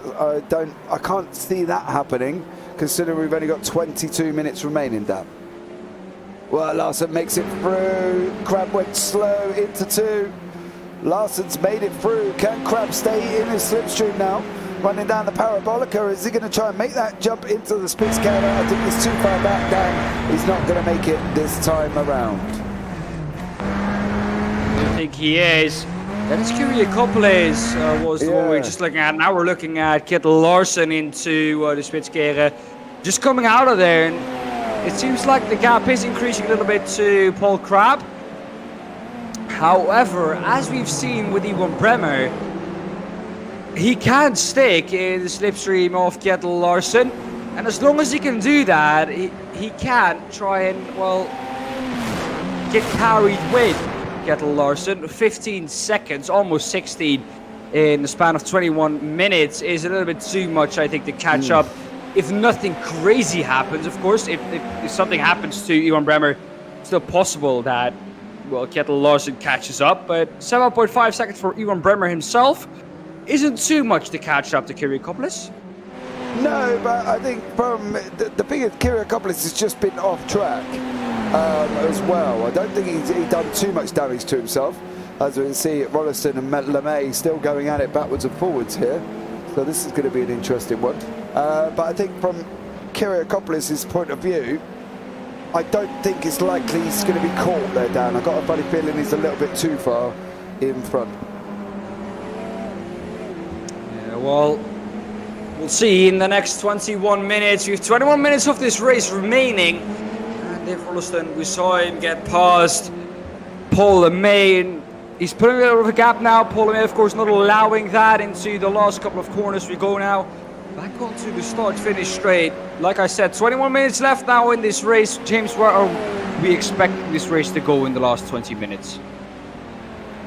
Well, it's a tough one, you know, because they're all kind of spread out, aren't they? You know what I mean? This is one of the closest battles on track, and even these guys are 6/10 out. Unless something drastic happens to the up front guys in front, I think Rudolf Nagao is going to win, Hutchinson second, and Sedgley in third. And that isn't any disrespect, but I think we're just too spread out at this moment in time to really for anything to considerably happen. And yeah, I can't see it being any different here with David Rolliston and Paul LeMay. Oh, well, this is a battle that has been going on for quite a while now, James. It's for second and third on the podium in the AM class, so it's not like it's a battle for just positions. It's also the podium there. And well, I've been thinking about this now for a long time, but should they add, and this is in terms of iRacing, should they add like a podium cutscene ceremony in iRacing? Because that's something that I'm missing when I get onto the podium. What, like they do in Formula 1? Yes, but better. Well, yeah, but I like the Formula 1 one. It's good. You jump over the air, you prance around and dance around a bit like you're doing the funky chicken on the podium. You know what I mean? Yeah. What else is there that you want to achieve apart from seeing yourself doing the funky chicken on the podium at Monza? You know? But I think, maybe driving into victory lane or something. Can we just clarify something, right? Before we give iRacing another task, can they please bring the variable weather function, you know, that they've got in every other simulator, including the Formula 1 22 that us PC players call a game, but yet they've got rain. ACC, rain. Every other sim possible has got rain. But the most popular sim in the whole sim racing world, and we're still not got rain, iRacing. Sorry. That came from deep, didn't it? It did. It really does get on politely. It really does. If it was one thing that get on my nerves, it's that. And it's like that Joe Pesci song where he just sings, I know a song now, get on your nerves, get on your nerves, get on your nerves. iRacing, you'll get on the nerves, please bring in rain. Driving me insane. Yes.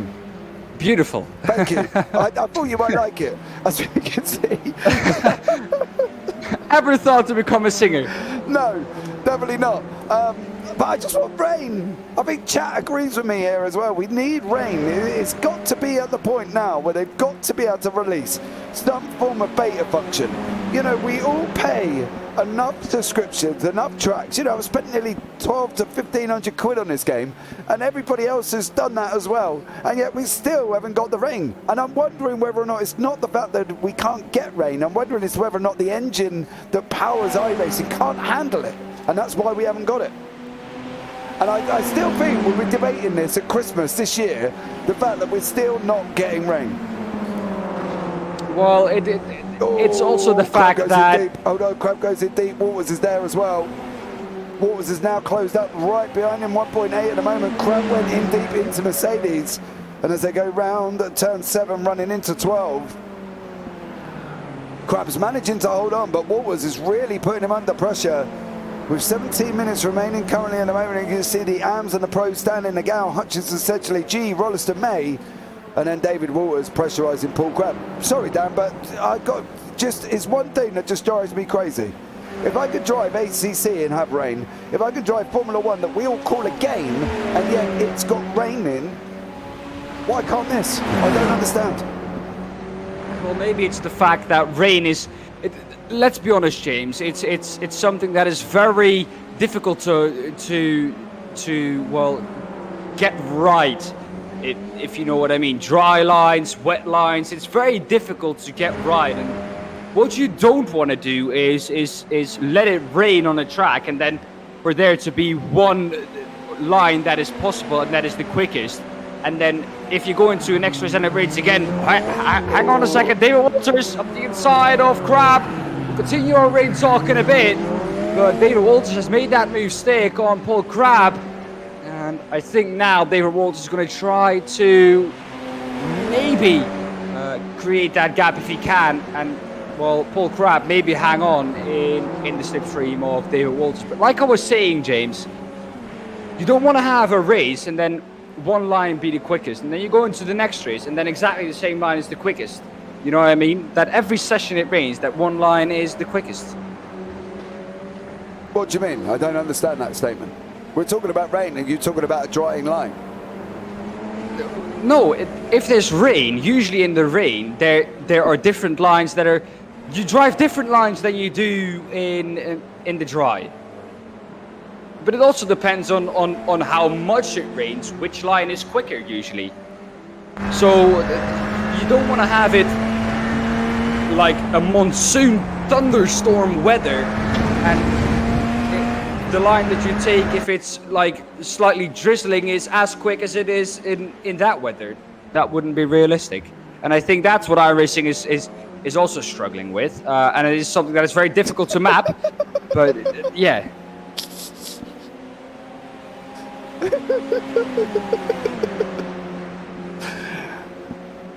Can you read YouTube? Yes, I can. Okay, Colin Wynn has just put, what? Okay. What is Dan talking about? Okay. Yes.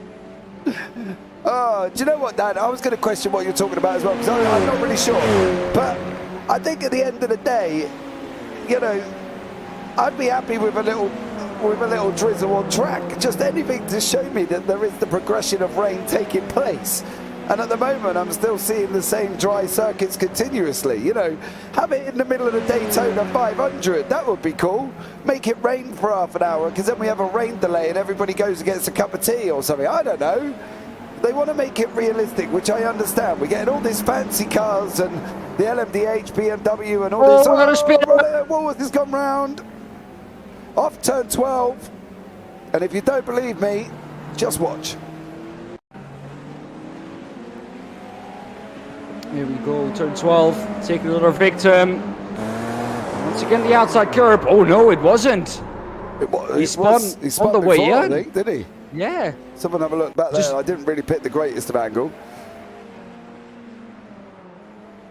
Yeah, just too hot in, and then on throttle when the car was already unsettled. Yeah, on throttle, he didn't hit the curb, but he did go round. And that's killed David Walters' battle there. David Rollison is slowly catching Damien G. The gap's now down to 3.8 seconds. James, I'd be happy with a little drizzle. Exactly. Just something. Cole, it's for sure the aimed attention to detail with simulated drainage, etc., but it is taking longer than I'd want. Yeah, it is. And that's the thing. It's taking ages to achieve something that ACC have got. ACC have got progressive rain. It rains a minute, then it stops, then it might come back again. You know, it's. I'm not sitting there bigging up ACC, but if they're managing to do it, bring them up. Ask them how. I don't know. Whatever, but we need it. It's about time, iRacing. It's about time. Well, if it's a monsoon, the race would be cancelled. Only in Daytona. Anywhere else, only on an oval track will the race be cancelled in the rain or red flagged.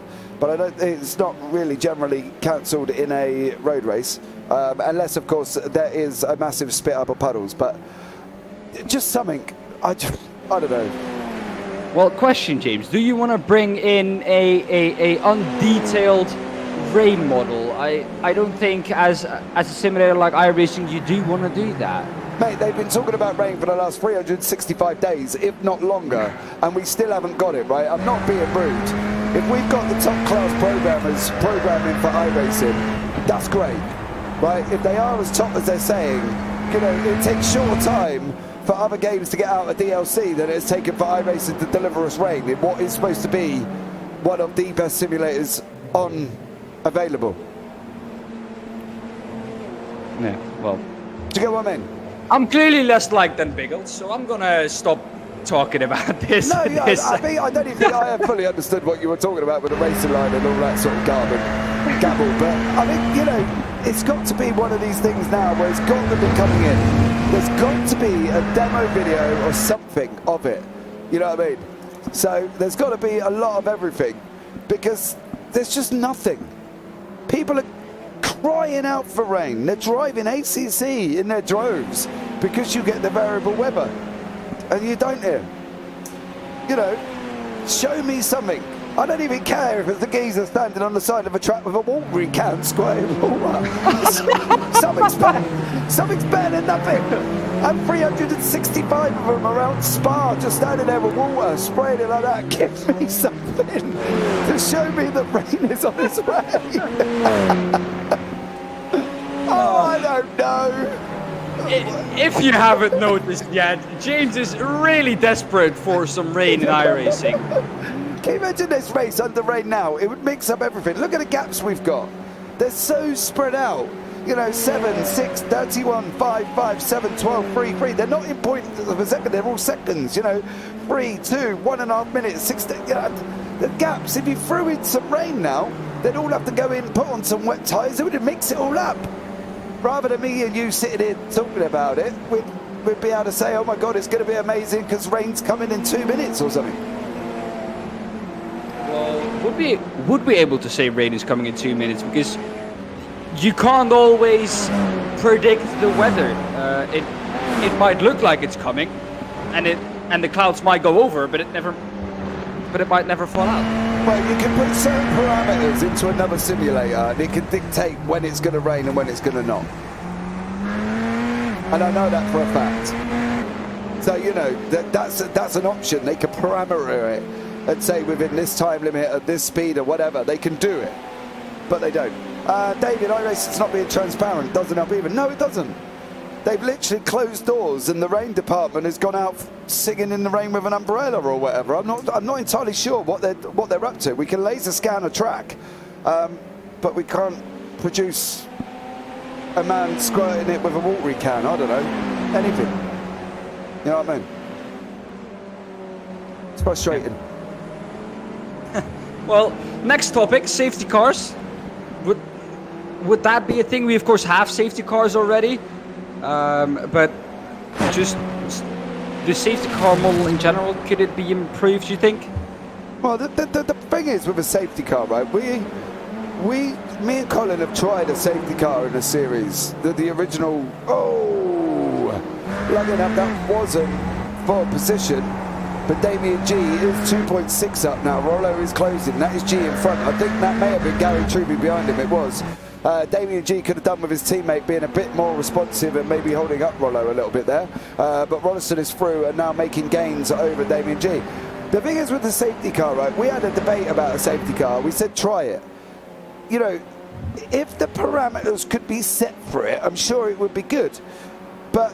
And if there was so many, say for instance, if there was a 6-car pileup, you could safety car it. They've got it in ovals, so why not be able to do it in others? You know, they had it in the IndyCar series, which we're now not allowed to mention, but apparently, you know, we can.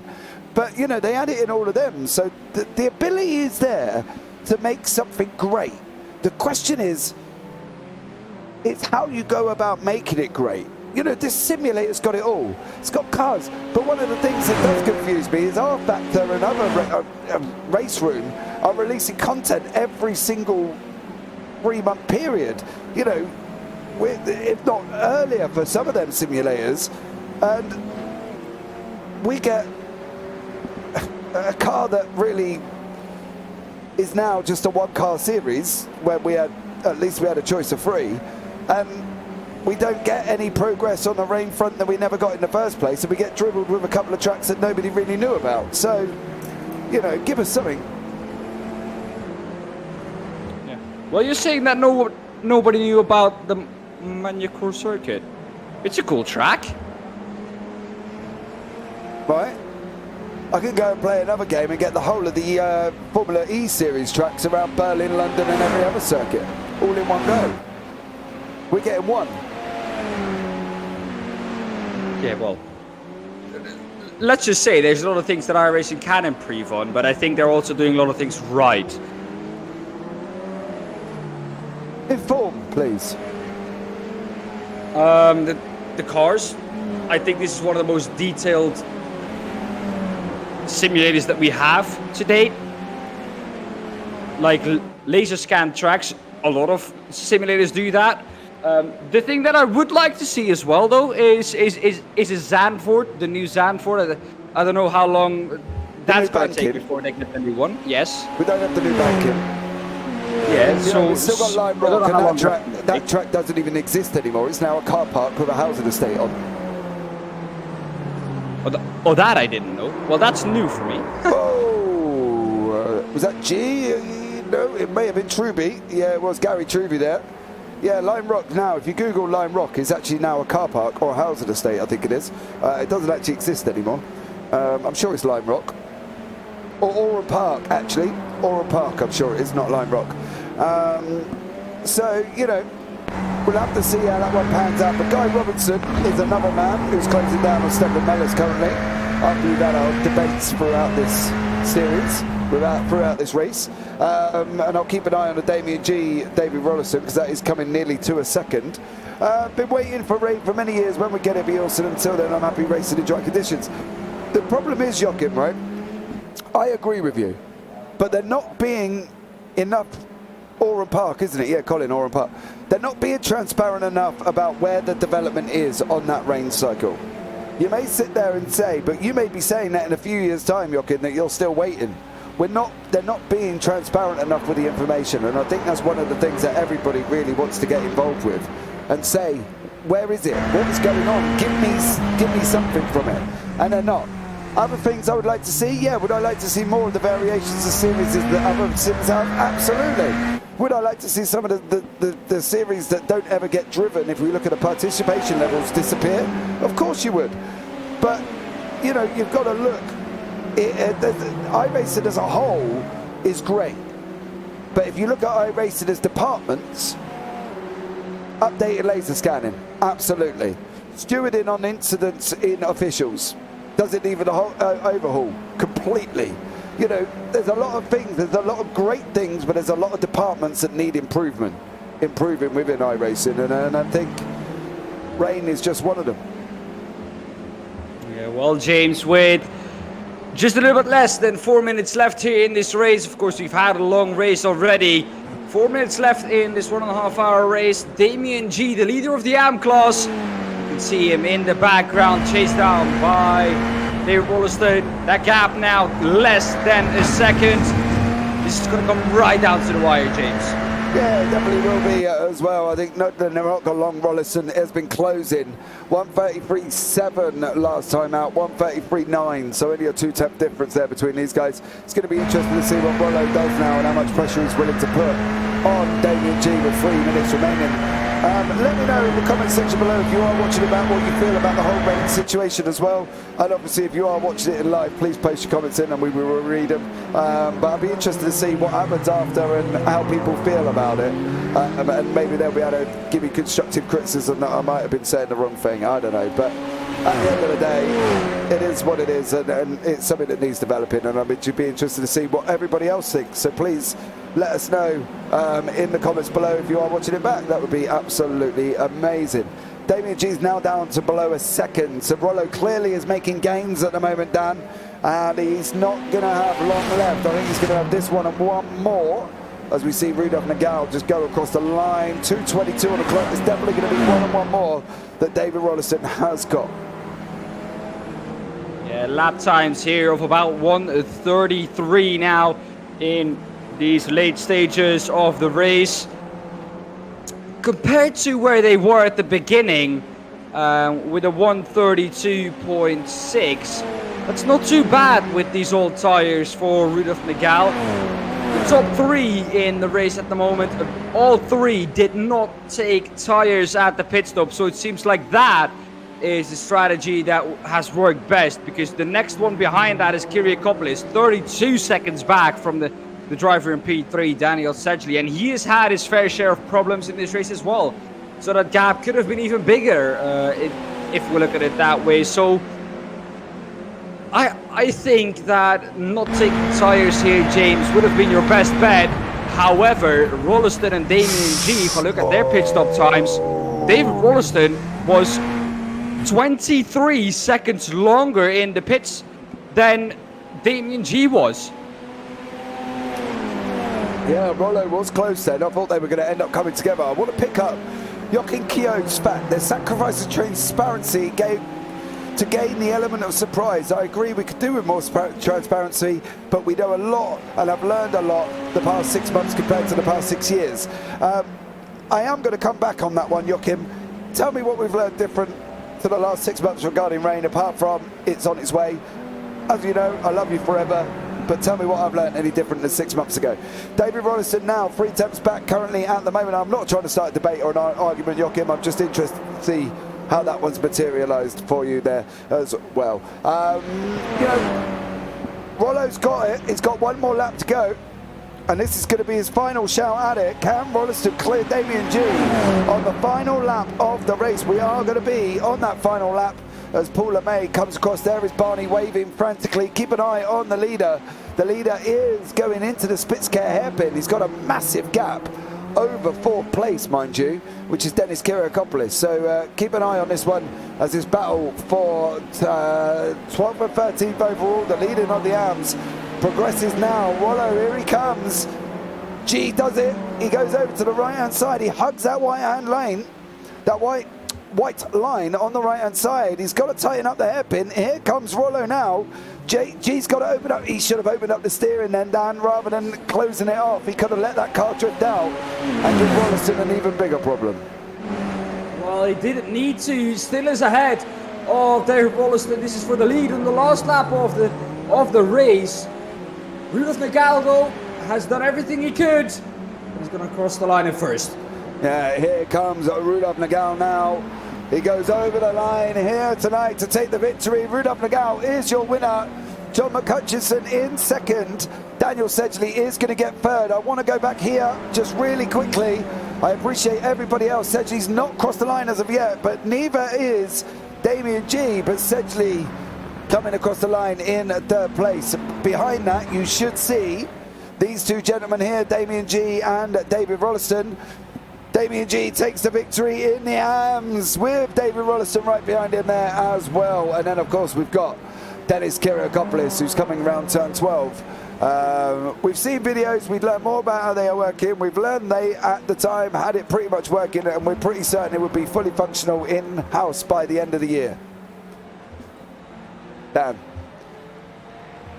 But wasn't that last year, Joachim? So the end of 2023? No? No. This year? 2020, the end of 2023?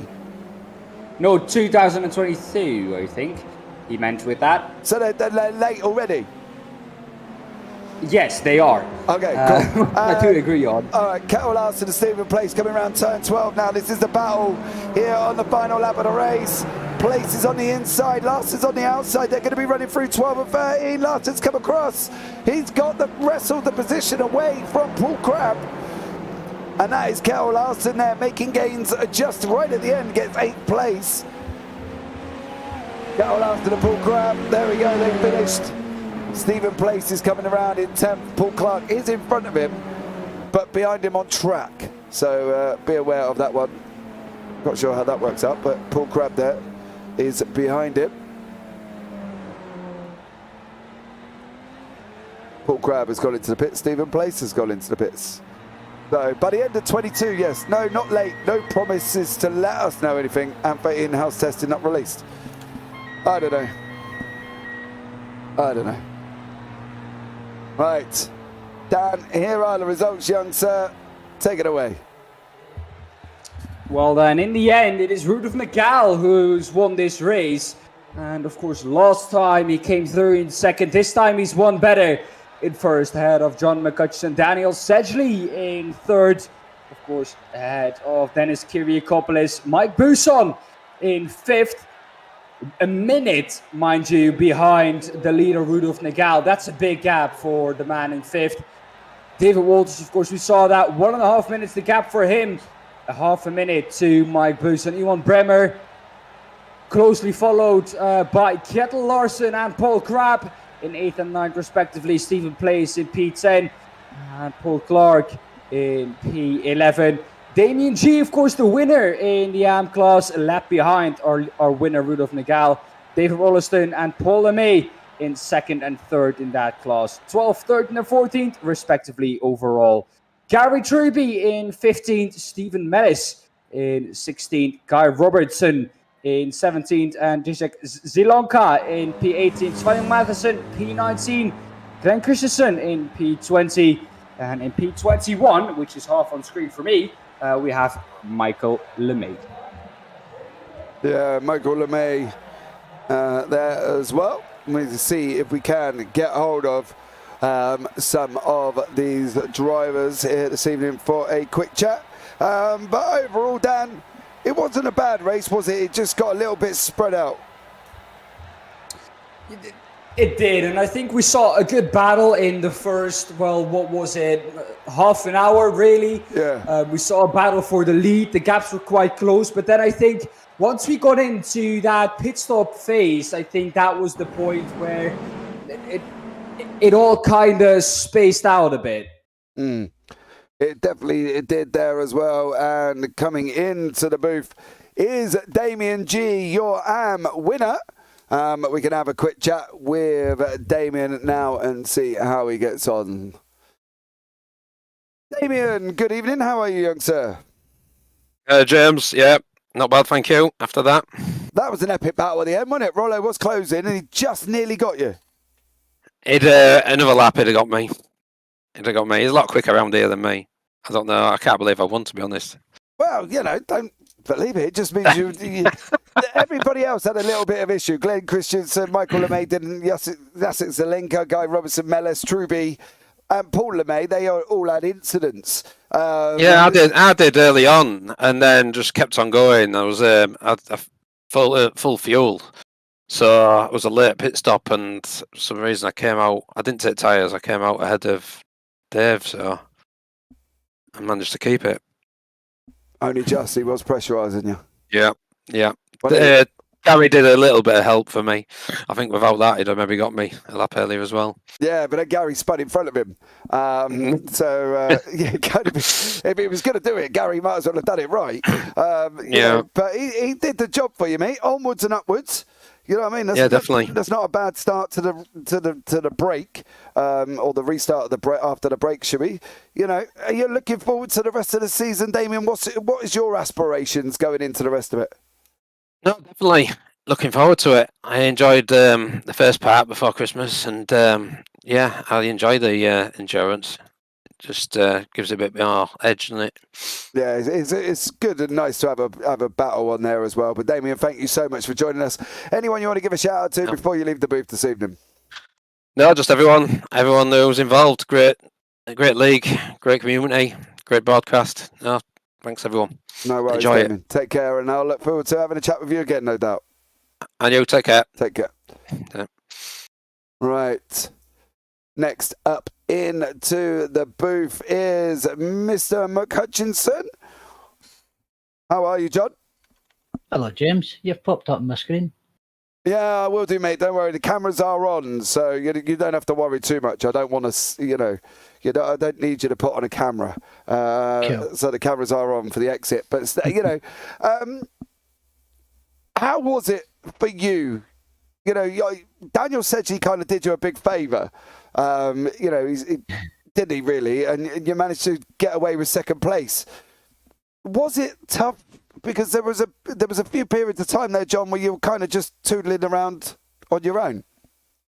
Yeah, at the start of the race, I was happy sitting behind Rudolph, trying to save an extra lap of fuel, which I managed to do. But then he just put the hammer down and just kept pulling away. But I was happy with my pace, but I didn't realise I had damage on my front splitter from contact to the very off the start line. Mm. So that didn't help me when I was on my own. That's why I was losing pace to them. Staying behind them was easy enough, but it got fixed at the pits. But I was just pacing myself, looking after the tyres. You know, a lot of guys were speaking about whether to change tyres or not. Mm. And I thought I'll just go the full race and see how it goes. So, all good. Yeah, it was good. You did a stellar job, consistent, as always. Massive. Let me ask you one thing. How much of a confidence booster was it now that you've done this compared to the sprints on Friday? Because that was a different story. Well, the sprints on Friday took out of the hairpin again in lap 1. So I've been damaged again. It's been a bad luck week, but you'll get there in the end. I'll catch, like I said to you before, I'm getting to grips with the car now, and I'll get quicker and more consistent. Yeah, absolutely. John, I'm sure you will come back even stronger than before. Is there anyone you want to give a shout out to before you leave the booth this evening? Yeah, I'll give a shout out to you tonight, James. Do a stellar job, mate. Keep it up. Thank you, buddy. And we do try our best here as well. But John, it's been a pleasure as it always is. And I'll look forward to speaking to you soon, no doubt. Yeah, speak to you soon, James. Take care. Right, let's bring in Mr. Dennis Kiriakopoulos, who done an absolute stellar job, persevered up 4 in his grid place, and ended up in 4th place. Good evening to you, Mr. Kiriakopoulos. Hello, James. How are you? I'm good, mate. I've just watched 90 minutes of racing. That was absolutely epic. We had a debate somewhere in there as well. Quite a few debates, actually. So maybe have a watch back. But yeah, it was good, mate. How was it for you? Because, there was you're in the same boat, really, as John McHutchinson, kind of driving around on your own a lot of the race. You know what I mean? So how was it? Yeah, so for me, you saw the start. It was I spun at the start, so I was almost last after the first lap. And then it was really interesting because I had to battle to get back up. And then it was a nice battle from distance with Mike. So one time I think I passed him. Then it was he was closing the gap. Then I made a mistake. Then the roads were reversed. So it was really interesting. Even if we were like 4 seconds difference, it was a battle from distance. Yeah, it was. You finished 8.1 ahead of Mike there, but it was absolutely, epic racing as it always is. How was it coming back after the break? Because that long break period was tough for everyone. Yeah, it was, and also because I drove different cars. I tried Formula 3, for example, which I enjoy. But the community here at Radical wins, so I will stay driving the Radical because of the community. Well, I hope so. You know, how why would you go anywhere else, Mr. Kyriakopoulos? Yeah, sometimes the driving of this car is, I think a lot of people, it's either you love it or you don't, and I'm not sure I really enjoyed it. That's what I mean. I think everybody goes away and has a break at some point, and the fact that you've gone away and had a break, then you know it's just stellar to see you back. And I'm pleased that you are back. So I think I'm just happy to see you back there, Dennis, as well. Onwards and upwards, so mate, into next week. I think that's going to be into 2 weeks' time. I think that's going to be an absolutely stellar one as well, and I'm really looking forward to that. So, Dennis, it's been great having a chat with you, as it always is. Is there anyone you want to give a shout out to before you leave the booth this evening? My bike, Mike Busson, like always. I really enjoy when I'm on track with him. Yeah, he does an absolute stellar job between you and Mike there as well. So, Dennis, it's been a pleasure as it always is, and I'll look forward to speaking to you again soon. Thank you, James. Bye-bye. Take care. Bye. Right, then, last one in the booth. Nope, hold on. Let's go this way. And I've now just broken everything I did originally. Let's pull Rudolf Nagel this way, and I'm going to drop Dennis that way. Good evening, Rudolf. I was having a little bit of technical issues there. My fingers weren't quite working. How are you, buddy? Hi, James. I'm fine. A good night for me. Well, it was nice and straightforward, wasn't it? Get out in front, pass one person to move up, and then just stay there, and that was it, wasn't it? I don't understand the question. Was it nice and easy for you? No. At the beginning, I must push, but I don't want too much push. Then I must look at the rear tires. It's going and at the stand. You need good rear tires for the last sector, I think. And I must manage it at the beginning, and I think I make it good. and then I can go away. Yeah, and that's exactly what you did. John did say he tried to stay with you, and then you just kind of pulled away and put the hammer down and left him, really. What are we expecting from yourself? You're leading the championship, clearly, and I'm expecting you to come away on top, I would have thought. But what's the plan for you? Are you going out to win the championship? Like, you want to go out and win it?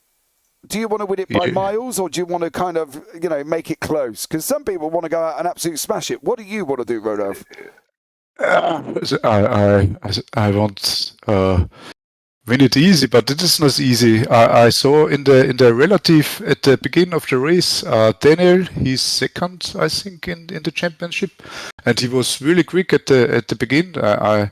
It makes me nervous, but I keep it on track and can go away later, but it's always not easy to keep it cool at the beginning. When you see they are faster, you must cool down, and it's the key, I think. Yeah, absolutely, Rudolph. Well, it's been great chatting to you. Is there anyone you want to give a shout out to before you leave the booth this evening? I don't understand. Is there anyone you want to say thank you to before you leave the booth? Yeah. Thank you to you. I enjoyed the streams after the race very much. And my teammate Lucas, he can make it today. He had to work, and the whole community. It's great to race with all. It's a fair, fast guys, and yeah. Awesome. Thank you, Rudolph. And I look forward to having a chat with you again, no doubt, as the season goes on. Thank you. Bye. Bye. Well, there we go, guys. That was Rudolf Nagel there as well. All in all, Dan, it wasn't a bad racing. Get Rollo in the booth. Well, if Rollo is listening, he can come up as my screen goes absolutely crazy. So I'm going to switch back to the camera box. Hopefully. There we go. We're back, Dan, live with myself and Dan Pepels. I think you got to admit, it was a good race. It was a struggle here, wasn't it? Because, sometimes there wasn't always a lot going on, and, we made the best of what we did. We had a debate about rain and then any other functions that we possibly want to change within iRacing. But all in all, Dan, overall, it did what it said on the tin. They came, they raced. Rudolf Nagel went out and won in the end by about 11 seconds. So all was not lost altogether. No, it wasn't. Well, like I said in the beginning, it kind of all went into a little bit of a easier phase after the pit stops, and I think before that we saw some great fights. We saw great racing. After that, it was. You had a fight here and there, but the gaps, of course, spaced out a little bit, as you normally see during a pit stop phase. We saw people taking different pit stop strategies. We saw people taking zero tires. We saw people taking only fronts or rears, or we saw people taking them all four. So in terms of strategy, it was a really interesting race to see which strategy in the end came out on top. And in the end, it was the zero tire stop strategy. Yeah, it definitely was. And I think you've got to maintain your tyres there as well. Colin Wynn says, Dan looks like he's about to lick an ice cream. Sorry, the microphone. It's Colin Wynn just putting... Yeah. He's giving you right proper grief tonight, Mr. Wynn. That's just absolutely rude. Oh dear, Colin Wynn giving absolute grief. But look, guys, it's been an absolute amazing evening of racing, and I think you got to admit it has been one of them races that has been good. But the racing hasn't finished for this evening. Myself and Michael David are back. We're launching the LSRL GT3 round 1. That is kicking off tonight as well, so be prepared for that one. It goes off live about 1:45 in the morning, which is nice and early, and that was going off from Virginia International Raceway. And then we go into next week. We got the UK Sim Races at the Lime Rocks Classic there as well with myself and Dan Pepels. And then on Tuesday evening at 12 midnight, we got the BSC launch Daytona Ovals going off at 12 p.m. And then on Wednesday, we got the F1 LSRL series starting up, and also a Sim Mobility, who is a new league that is starting up as well. That is going off on Wednesday. Then on Thursday, we go onwards to the Radical Race Series once more.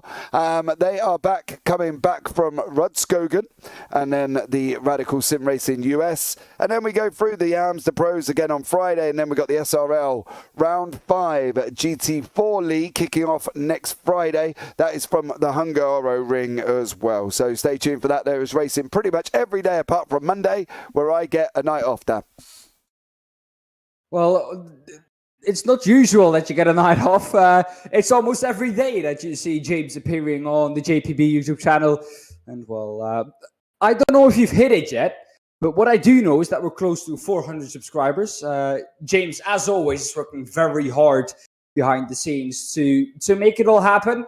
And hitting 400 subscribers would be another big milestone ticked off there, James. Yeah, absolutely. It's been a massive rise since September, where me and you did the first one on the JPB YouTube channel for the UK Sim Racers. So, yeah, it's been great as the progress, there's been a lot of love in the community and from every league that we do as well. So it's been great from that side of things that we have been growing at the rate we have. So if you can, and you want to comment and smash the like, the subscribe, and turn on the bells for notifications, that would be absolutely amazing, because there is pretty much 2 races every night next week. Tuesday, Wednesday, Thursday, Friday, we've got 3. So it's going to be absolutely incredible. So please come along, join in, say hello. That would be absolutely amazing. But I think, guys, that is it now from myself. I think it's time for me and you, Dan, to say goodbye. Do you want one word about tonight's racing? A strategic one. That's what I'm going to say. Ooh, very nice. As well, Dan, with his very strategic evening as well. But look, guys, that is it. Thank you so much for joining me as always as well. But now, guys, from myself and Dan Pepels, take care, have a great week, and you never know, we might see you on the track sometime. Good night.